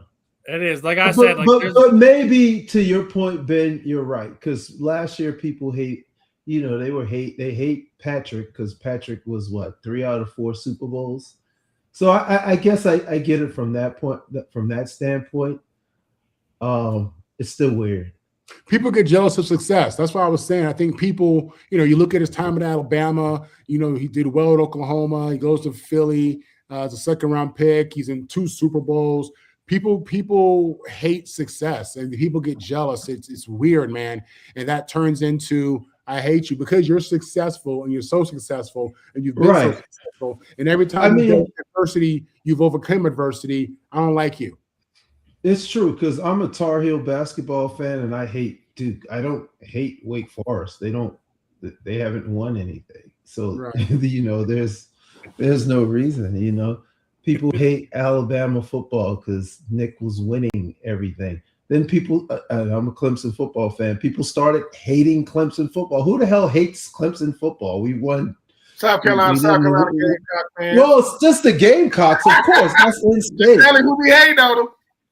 And that's it. And that makes sense. It makes no sense for Notre Dame to hate Clemson. Like what we've got 2 in the past. I don't think anything makes sense in college football rivalries. Sometimes it's just a developed hate. I really do. Like rivalry. That's what I'm saying. Rivalry is one thing. That's why I hate Duke. Rivalry is one thing. I don't know. How many miles y'all separated by? Y'all both off of Tobacco Road. So Duke and North Carolina both off of Tobacco Road. 8 miles. I'm just at Marvin. How far? I'm just asking. I don't know how far is UCLA from SC. How far away? I think it's like 7. It's a straight shot. It's like 7 miles. I think something like that. Oh, okay, so it's real. Okay, so I'm close, saying because that's Duke and North Carolina. That's a different kind of that is the premier basketball. That's going to be the premier college basketball rivalry. When Jesus come back, it's going to be Duke, North Carolina. I get it. I'm serious. It's going to be. It's just because the Dukies, man. It's like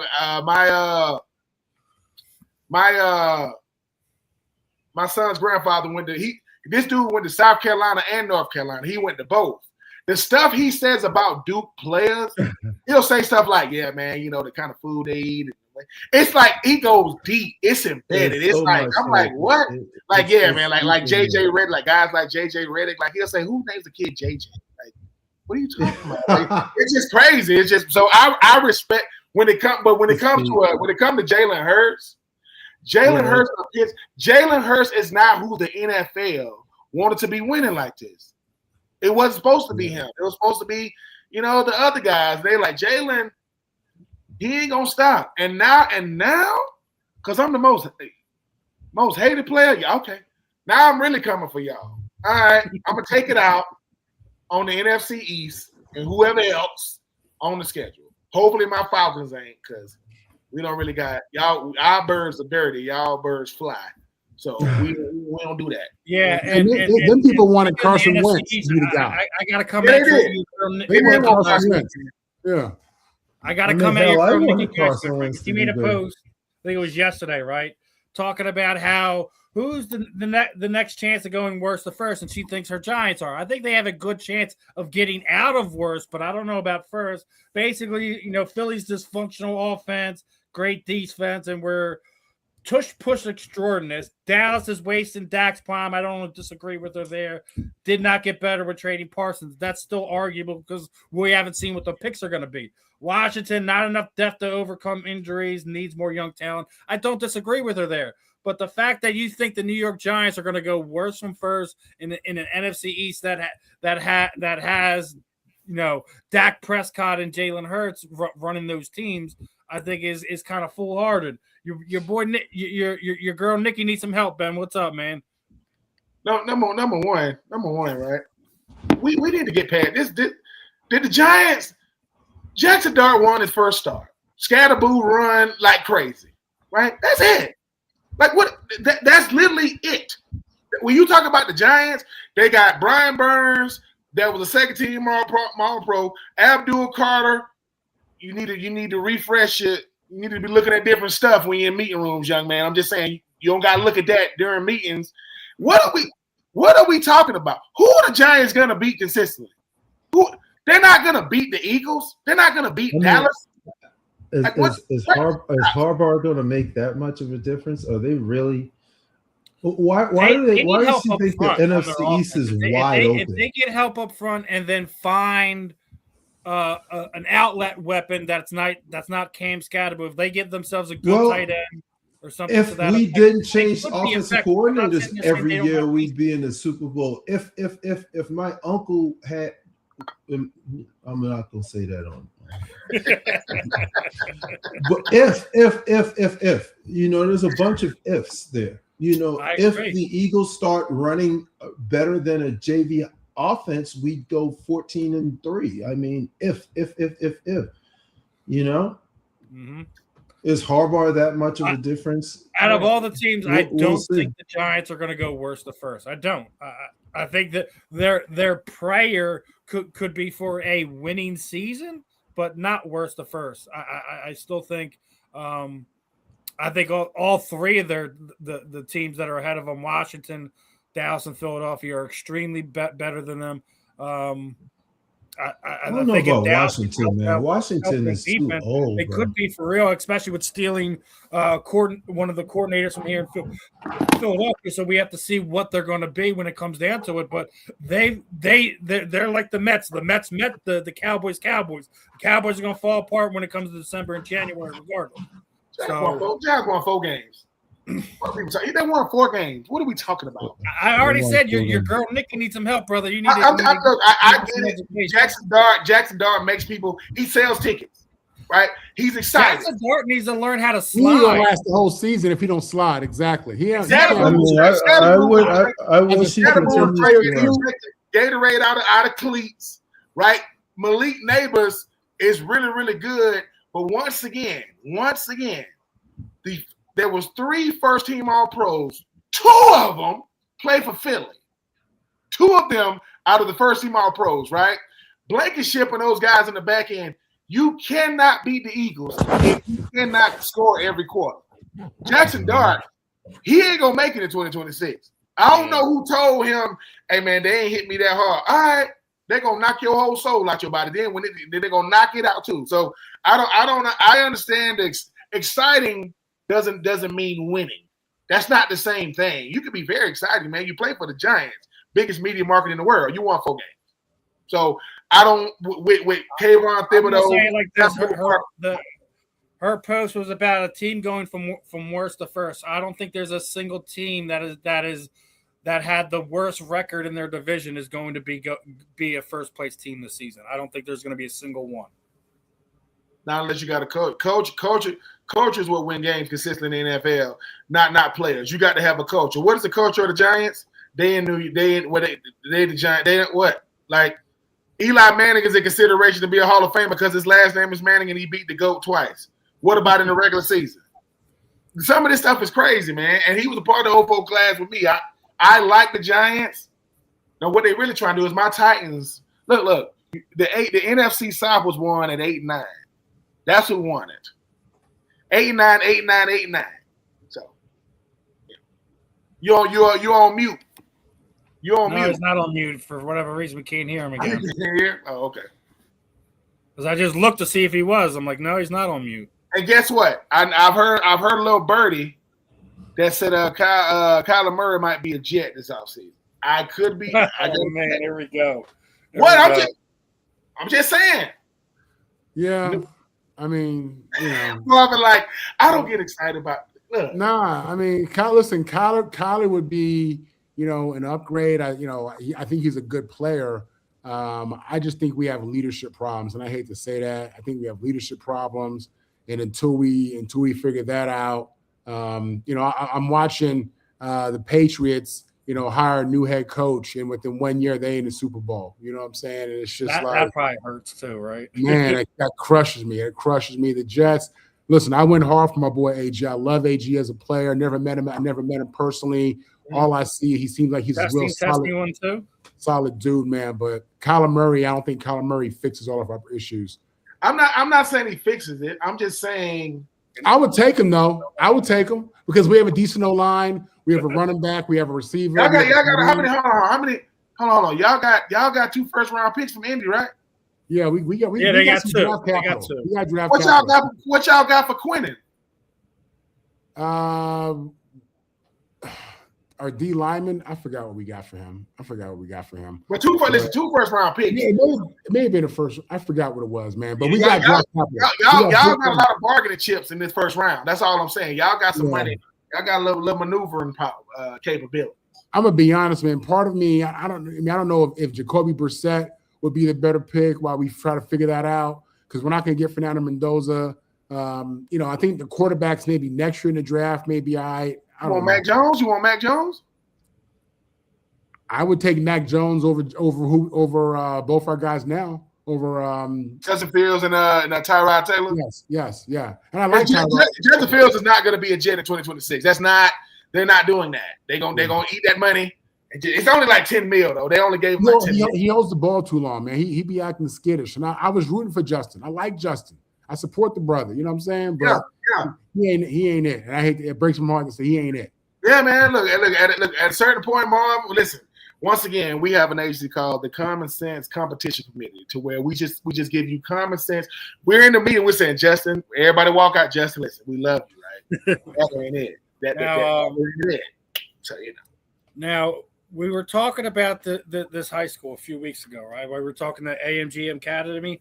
I don't know how true this is, but reports are that the high school, basically known for the best town in college football, has been fined $1.7 million by the U.S. Department of Treasury in foreign assets control for having links to the Mexican cartel. Wow. IMG's in some deep trouble right there, Marvin. I mean, we were literally just talking about this team, 2 weeks ago, if that? Yeah, that's listen, this is like a damn Netflix movie. You know what I'm saying? This is unbelievable that you got the cartel. Who would ever think that there's a story where the cartel is linked to paying the tuition for high school athletes in South Florida? You know what I'm saying? And listen, with that said, you wonder how they're able to get all the top talent there. You got a lot of states that got NIL for high school.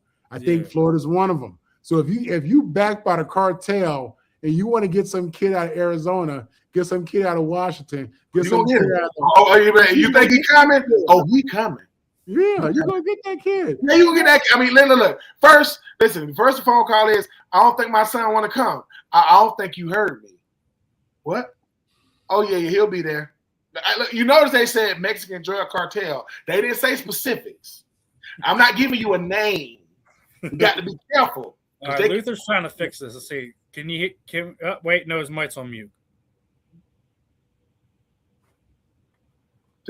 Let's see. Steve, I'm on a tight one today, baby. What about now? Talk, Luther. Talk. Hear you. Oh, nope, still nothing. Yeah. Technology loves us today. I swear to God. We're gonna have to try to get Luther back on here again when we can fix the audio issues on top of everything else. You gotta love how life goes. But yeah, I mean, hearing that is just one of those crazy things. Like, you know, Marvin was sitting there saying, this is like, you know, one of those Netflix specials that you just. And I tell you what, Steve, I really hated it because I subscribed to some of their newsletters, and I'm looking at my son like, boy, you may need to go to IMG. Now I'm just like, no. Son, listen, everything I told you about IMG, just forget about it. But literally. Because, you know what I'm saying? Because here's the thing. I'm like you, Marvin. Not in good conscience. I'm like this. Dude, even if, obviously, we ain't getting funded through them, my son will be down there, but I don't want him a part of, man, I don't want my kid is a suburban, my kid don't know nothing about struggle. Like, it ain't even, that's like LeBron taking his kids back to Akron. Daddy, where we at? That's where I grew up. Really? You live here? Yeah. When we going back to the Jet? We finna go back to the Jet. Just, you know what I'm saying? So, IMG, please be careful. Because let me tell you something. I ain't telling y'all how to run y'all business. I'm just saying, just be careful. That's a lot of cheese too, boy. What, 1.7 mil? All right. Man. Well, last few topics before we let this one go. One of the it's list season, it's mock draft season. I know this isn't a complete list; it kind of skips around a little bit here. I think we're all in agreement. Fernando Mendoza is going number 1 overall to the Las Vegas Raiders, right? We were just talking about the Chiefs, and they got our boy Jeremiah Love there from Notre Dame going to Kansas City. Looks like that they might fix their running back situation. If he falls to Kansas City, that's going to be almost as crazy as Jalen Carter falling to Philadelphia a few years ago, right? That'll be a steal. I mean, Jeremiah Love, woo, man, that kid is nice. He's nice. And they got your Jets going David Bailey, brother. Yeah, Bailey. He went to Texas Tech, not Texas, but he was a really good player and pass rusher. I think he came from Stanford. He transferred from, and I think he had like 10 sacks this year.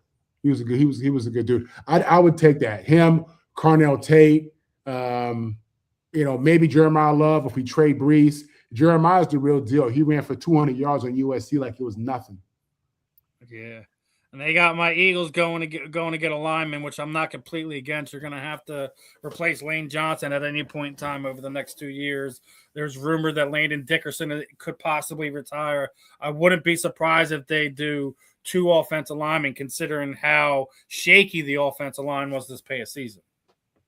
Never have enough good O-linemen are like DBs. You can never have enough good ones, man. You always want to have 5 starters and 2 or 3 fill-ins that can play like starters. Yeah, that's enough nuts and bolts of your entire organization. If your O-line, the last 2 Super Bowls said it all. You can throw all those. If your O-line can't block that D-line, you can't win.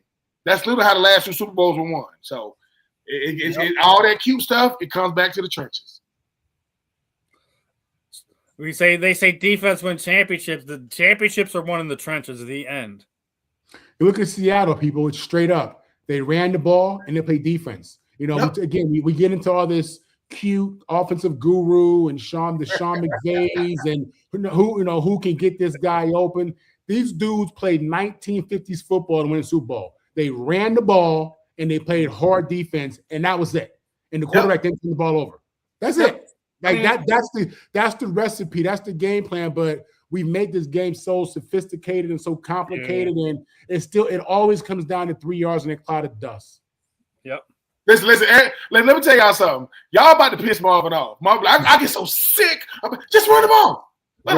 Don't listen. The fastest way to point A to point B right north and south, right? Just get north and south.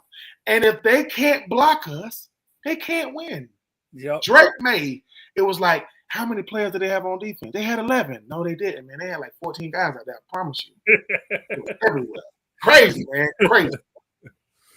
Oh man, we always tend to find ways to kind of continue these talks. Obviously, we got at least a good month or so before we start talking. Getting real deep into the NFL draft. But we did have some sad news this week as we found the passing of Temple alum, Washington Commanders alum Trey Johnson passed away this past week. I believe there was actually a few more passings in the sports world as well. But guy that young, like I said, it's tough to see. We've talked about it way too much already over this past year already. I mean, hell, we just just lost another major actor in Robert Duvall this past week. Everyone remembers him from The Godfather. I still think my favorite movie of him is Days of Thunder with him and Tom Cruise, Cold Trickle. So, Shelly, we got one more for us when we were just talking. I do remember. There you go. You say, Shelly. That's right. You're right. Hey, listen to Trey Johnson, to the Johnson family. Our condolences. Football. Let's say this. Most football players do not know each other. We know of each other. Like we don't know each other like that. But every time one is lost, it feels like one of your brothers is lost. Our condolences go to his family, and man, just making sure that you're taking care of yourself. I think the thing about being a former pro is when everything's done for you, and you got to do it for yourself. You got to be intentional about it. Just be intentional about. I think for players, before you start talking about the physical aspect, and therapy is a real thing. There ain't nothing wrong with it. Go talk to somebody. Go talk to somebody who's neutral, because the only people who can understand pro athletes is former athletes. We understand each other. Go talk to a therapist, just so you can make sure, because you got, we come into the league by ourselves. And after that, we got families, man, wives and kids, people that depend on us. So, in the words of Marshawn Lynch, take care of your chicken, take care of your mentals. Got to do both, man, because you want to be able to live a long life, because you want to be able to. You go from chasing kids to hopefully chasing grandkids. Hopefully, you live long enough to do both. One last one. Obviously, we're down to the last 30 games in the NBA season. This past week, that VJ Edgecombe became the third Sixers NBA Rising Stars MVP. Are the Sixers the surprise team so far this year? Obviously, we still got 30 games to go. They do have three of the bigger stars in the NBA with having, Paul George, Joel Embiid, and Tyrese Maxey's an absolute superstar right now. I don't care what anyone says. But the fact that they're not completely falling apart and we're at the midway point of the season, yes.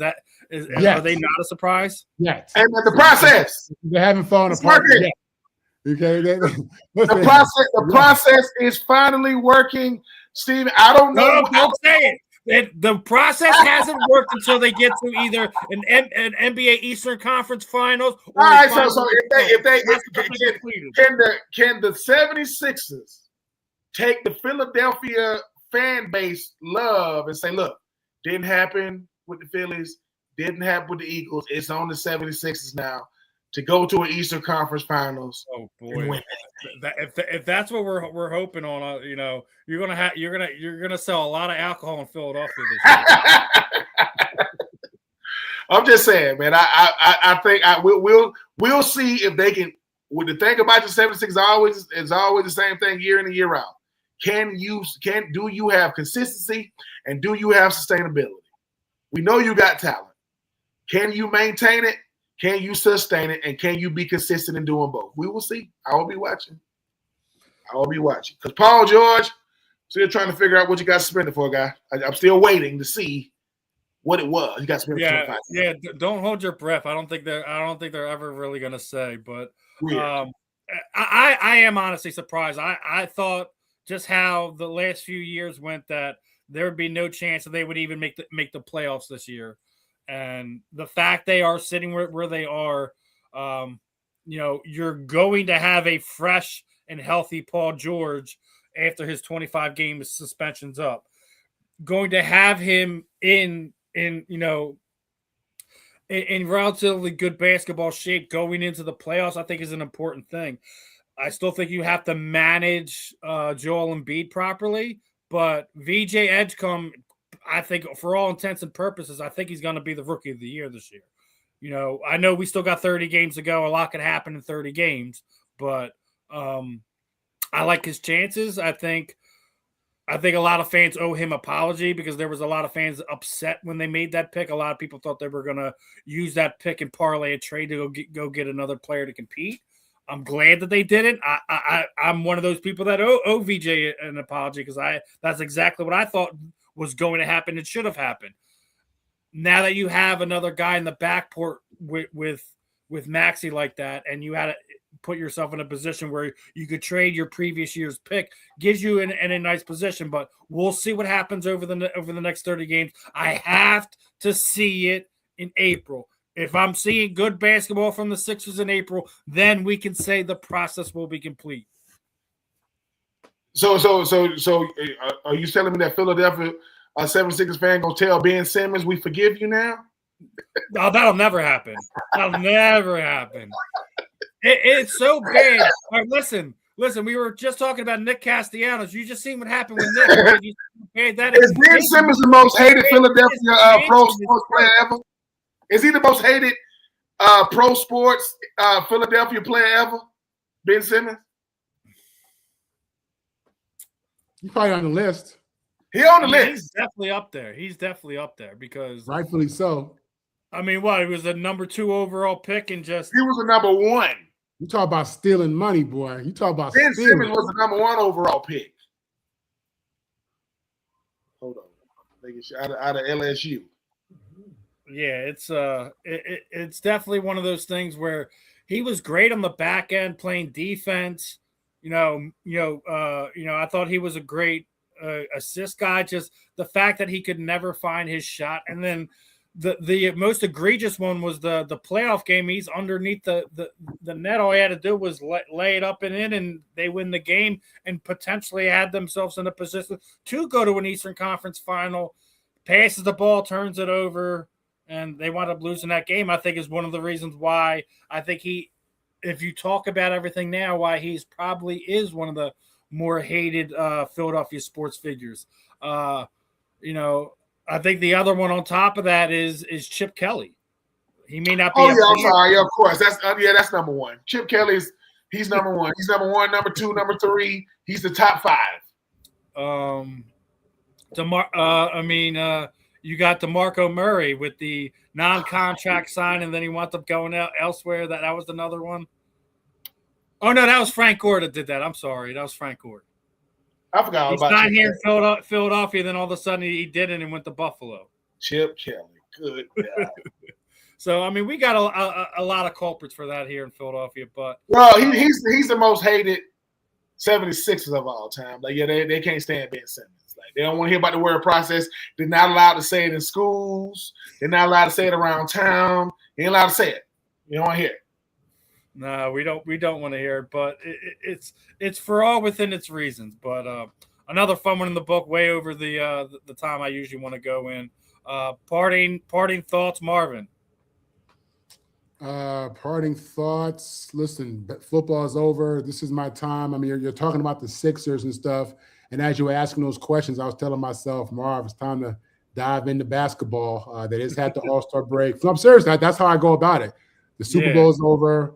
We're at we just had the All-Star break, so now I kind of got to get into NBA, and hopefully I can do something to get my Lakers into the playoffs and make a historic run. Those are my parting shots. Ben, your parting shots for today. To those of you that got so much to say about myself, Marv, and Steve, get you a podcast and shut the hell up. Y'all got a lot to say. Get a podcast. Like that's what we do. We come on here, we get what's on our mind, off our mind, what's on our chest, off our chest. And I'm going to tell you what I had to tell my lady sometimes. Just because you think I'm wrong, don't make me wrong. You think you wrong? That's not true. We're giving our takes, right? And public service announcement. I'm the CEO and founder of the Common Sense Competitions Committee. I might be showing up to your place. And Marv saying, if you want to win football games, run the ball, play defense. All that cute. Because what did Mike Tyson say? Everybody got a plan till you get punched in the mouth. Plan go out the window. Yep. Punch him in the mouth. Over and over and over again. Yes, sir. Another fun one in the books, guys. It's always a blast. Sometimes it just feels like 2 hours fly by like it's nothing when we on here on the Fan in the End. So, Right. What was that, Marvin? No, nothing. I'm running. Go ahead. All right. It's again, like I said, love sitting on here with you guys. As Ben said, we get what we want off our chest. We talked about all different types of things today. Michael Jordan, the Olympics, all of it, and it's always fun. We'll see if Team USA wins this year's Winter Olympics in about another week or so. I think they'll be able to do it. We've been dominating the Olympics over the last 10 years or so. So I expect a win. We'll see how it all plays out. But again, we're going to continue to have fun here on the Fan in the End.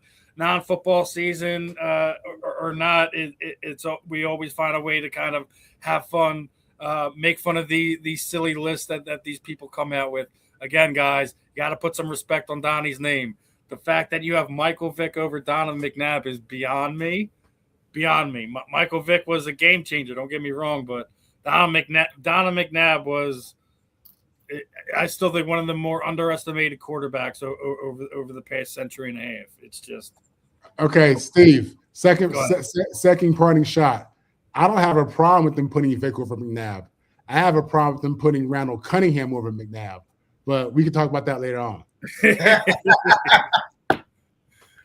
I know you Atlanta boys like to stick together. I live in Atlanta. He's LA. That man is LA. He's LA, but let's be real. His football. I'm sorry. Let me say it the right way. Steve, I wasn't trying to prolong the show. I got to go. I'm just saying I had to let you know. He ain't an LA guy. He's a SoCal. You got SoCal and NoCal. He's a SoCal guy. I want to get Marvin out of here because I know we all got to run off and do our things. Appreciate everyone for tuning in. Appreciate all the comments in the chat today.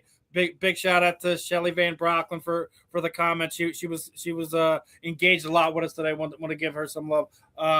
Other than that, we will be back. I'm sure Marvin will be on tonight and Tuesday and Thursday and Saturday and continue doing the things. I got 2 more tonight with the South Florida Tribune. 8 o'clock. So he's doing triple duty. You got to let him enjoy the downtime in between that. Yeah. But as for us, me, Marvin, Ben, appreciate for everyone tuning in. We'll catch you guys on the rebound. Peace out, my friends.